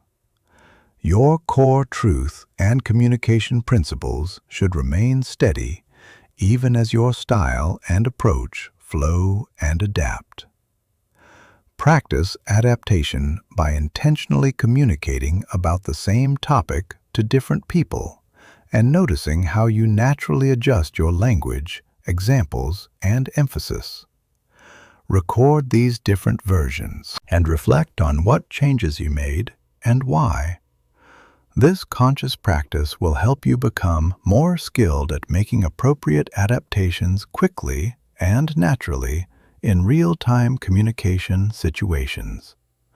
Flexibility is a form of strength, not weakness. Chapter 14. The Psychology of Words That Move Hearts. Understanding the psychological principles behind how words influence thoughts, emotions, and choices gives you tremendous power to communicate more effectively and ethically. This isn't about manipulation or trickery, It's about understanding how human hearts and minds work and using that knowledge to craft messages that truly serve your audience while achieving your communication goals. The science of influence helps you choose words and phrases that naturally align with how people process information and make meaningful decisions. Cognitive ease theory explains why simple, clear communication is more influential than complex, sophisticated language. The human mind has limited capacity for processing new information. When you use unnecessary complexity, technical jargon, or convoluted sentence structures, you consume your audience's mental energy with decoding your message rather than truly understanding and feeling it. Simple, direct language allows people to focus their energy on considering your ideas rather than struggling to comprehend what you're saying. Clarity is a gift you give to others. The memory effects demonstrate why your opening and closing statements are disproportionately important. People remember best what they hear first and what they hear last, while information in the middle tends to fade from memory like footprints in sand. This means you should begin with your most important thoughts and end with strong, memorable reflections. Don't bury your key messages in the middle of long explanations where they're likely to be forgotten. Make your beginnings and endings count. Initial impressions show how first information influences all subsequent understanding. The first example, comparison, or perspective you provide becomes a reference point that shapes how people interpret everything else you say. If you're discussing time commitments, starting with a longer estimate makes subsequent time frames seem more reasonable. If you're talking about life changes, your initial framing influences how people perceive alternative paths. Use this principle ethically by providing realistic, helpful frameworks that serve people's genuine decision-making needs.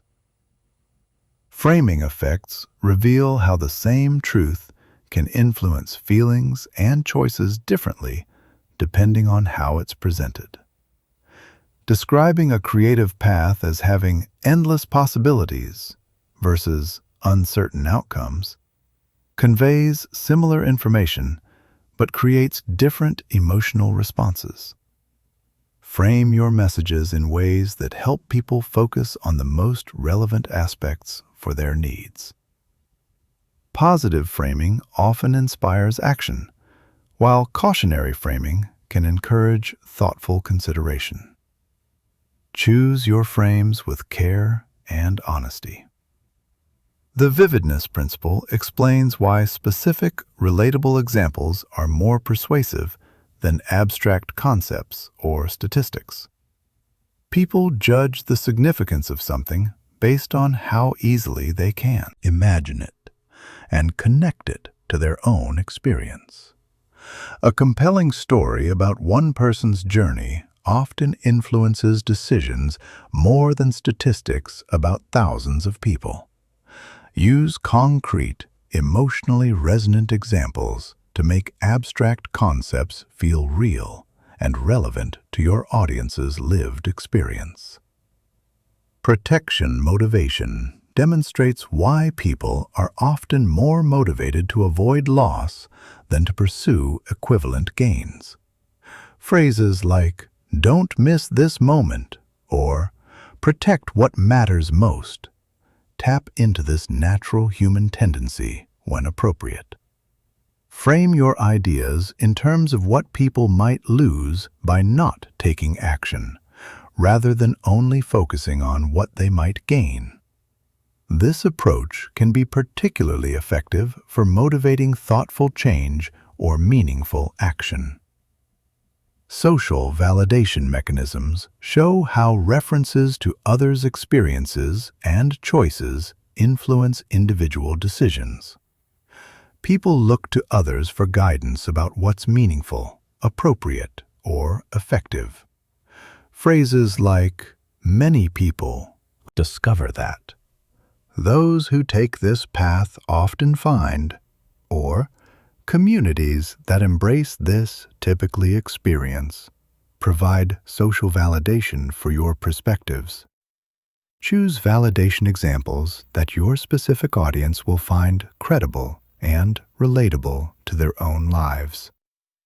Trust indicators include not just formal credentials, but also demonstrated wisdom, confident yet humble delivery, and thoughtful responses to questions.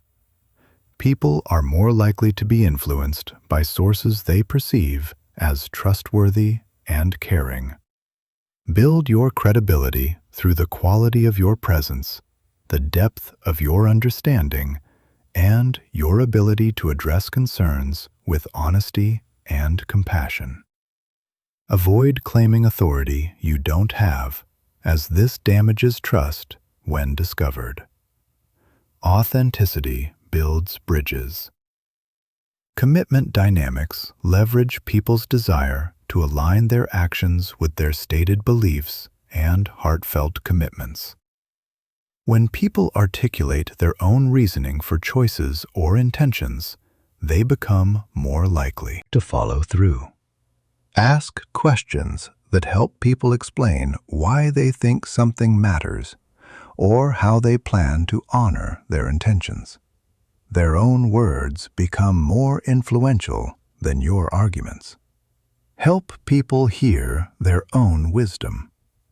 Reciprocity flows suggest that people feel naturally inclined to return kindness and genuine care.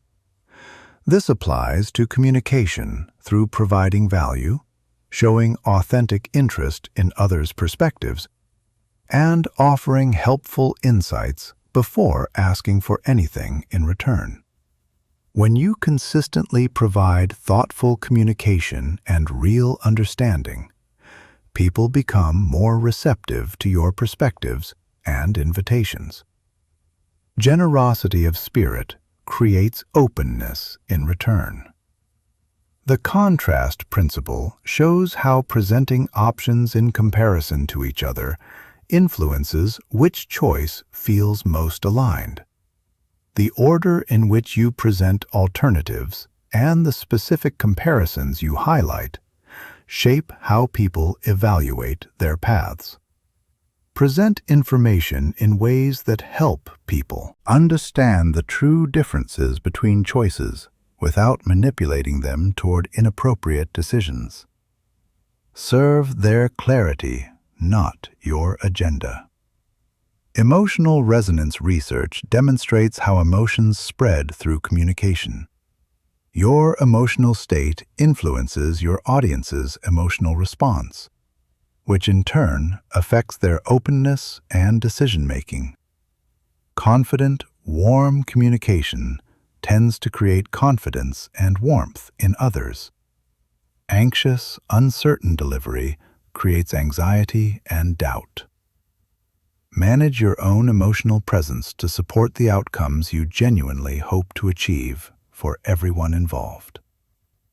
Pattern and repetition show that information encountered across multiple communications is retained better than information presented only once. Important messages benefit from thoughtful repetition across different contexts and conversations. This doesn't mean saying the exact same thing repeatedly, but rather reinforcing key truths through different examples, applications, and perspectives. Let your most important messages echo gently across time. Ethical application of influence. Understanding requires using these principles to help people make decisions that truly serve their well-being, not to manipulate them for your own benefit. The goal should be clearer communication and wiser decision-making, not getting people to do things that don't honor their authentic needs. When you use psychological wisdom ethically, you build lasting trust and achieve influence that genuinely benefits everyone involved. Understanding influence also helps you recognize when others might be using these techniques inappropriately, protecting you while helping you communicate with greater sophistication and integrity. Chapter 15. Your Journey to Mastery. Mastering communication isn't about perfecting individual techniques in isolation. It's about weaving all these threads into a natural, authentic communication presence that serves you in every situation.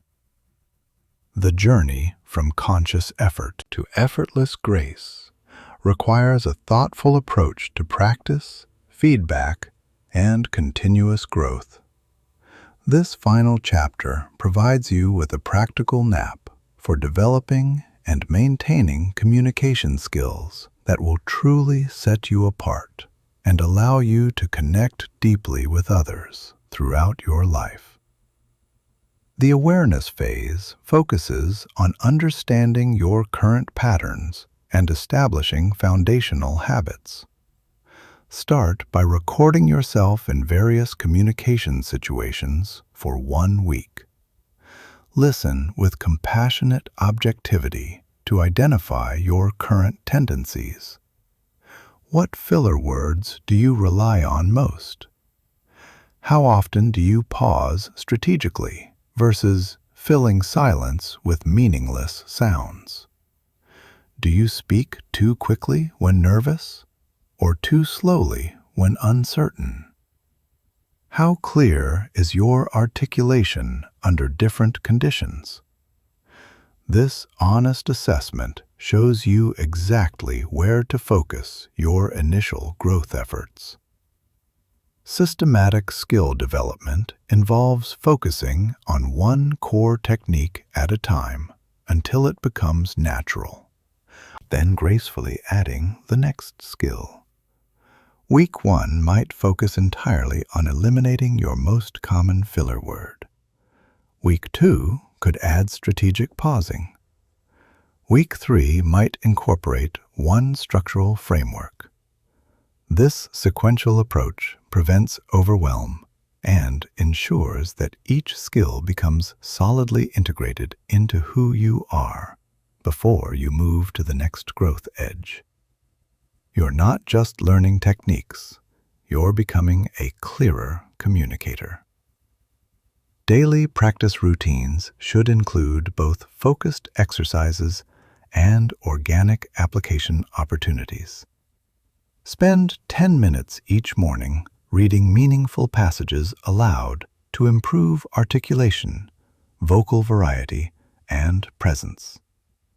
Practice explaining complex topics from your life in simple, beautiful terms. Record yourself sharing perspectives on subjects you care deeply about. These dedicated practice sessions accelerate your development more than relying only on natural conversation opportunities. The feedback embrace involves seeking input from people you trust about your communication growth. Ask caring friends or colleagues to notice and comment on specific aspects of your expression. I'm working on speaking more slowly and clearly. Would you let me know when I rush through important thoughts? This external perspective helps you develop awareness faster than self-monitoring alone, and it invites others into your growth journey. Situational application means deliberately practicing new skills in progressively challenging contexts. Start with comfortable conversations where mistakes don't matter. Then gradually work toward situations with higher emotional stakes. Practice new techniques during casual social interactions before using them in crucial heart-to-hearts. This progressive approach builds confidence and capability systematically, one courageous step at a time. The integration challenge involves combining multiple skills simultaneously without losing the natural flow of authentic connection. Initially, focusing on one technique might make your communication feel awkward or mechanical. The goal is to practice until these skills become so natural that you can weave multiple approaches together while maintaining genuine, engaging presence. You want technique to serve authenticity, not replace it. Performance under emotional intensity requires specific preparation and inner work. Identify the situations that challenge your clarity most significantly. Vulnerable conversations, moments of conflict, important decisions, or deeply personal sharing. Develop specific strategies for maintaining clarity and groundedness in these contexts.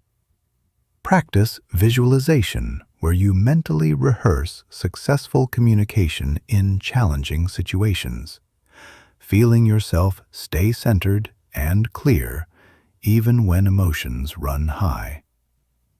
Continuous learning involves staying curious about communication and seeking new perspectives that stretch your understanding.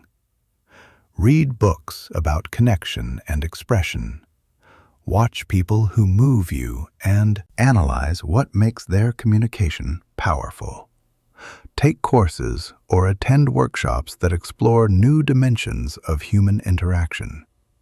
The most masterful communicators never stop learning, growing, and deepening their craft.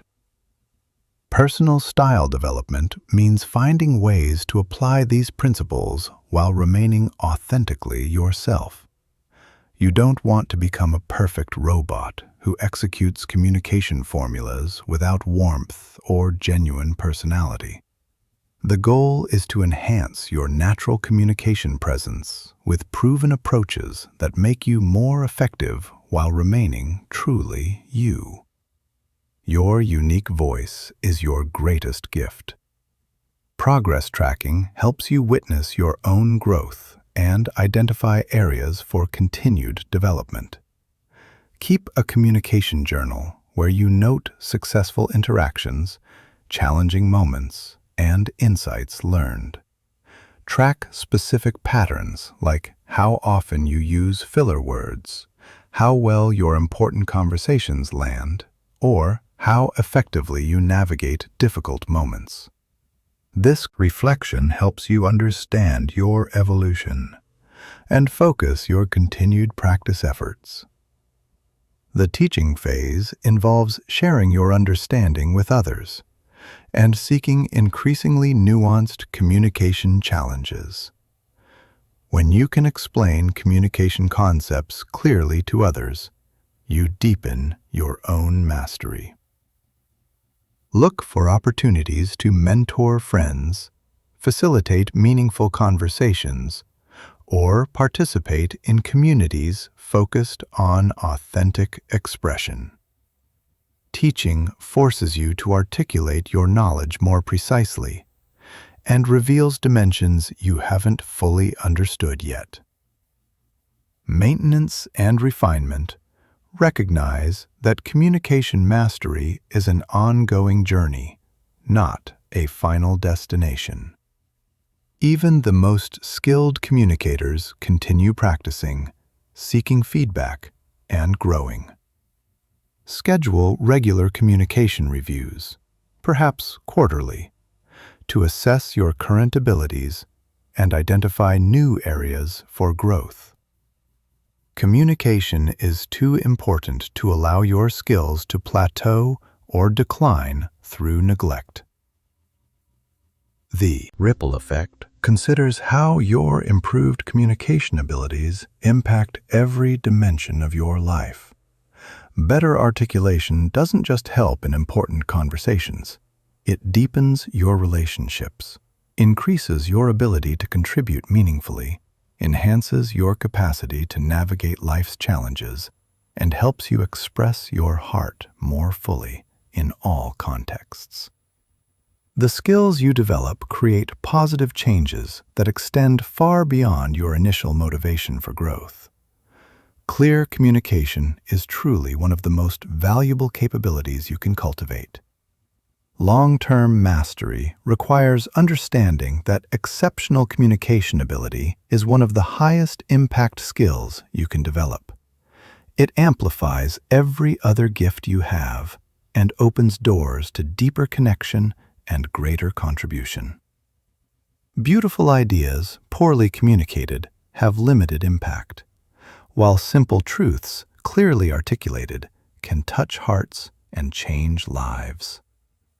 Your investment in communication mastery will enrich your entire personal and relational journey. The ultimate aspiration is effortless presence, where excellent communication becomes so natural that you don't have to think about it consciously.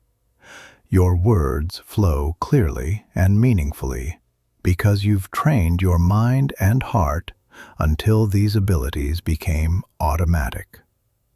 At this level, you can focus entirely on the person in front of you and what genuinely matters, while trusting that your communication skills will serve you effectively in any situation. This is freedom. Remember that becoming an extraordinary communicator isn't about perfection. It's about consistent practice of proven principles with genuine care for the people you're connecting with. When you combine technical skill with authentic desire to understand and serve others through clear expression, you develop the kind of communication presence that creates lasting impact and meaningful influence in everything you touch. Your voice matters. Your thoughts deserve to be heard. Your perspective adds something valuable to every conversation you enter. These skills simply help you share your authentic self more clearly, more powerfully, and more beautifully with the world around you. The journey of becoming someone who can articulate their thoughts more clearly than 99% of people isn't about superiority. It's about service. It's about connection. It's about honoring both yourself and others enough to bridge the space between minds and hearts with words that truly land. Start where you are. Practice with patience. Grow with intention.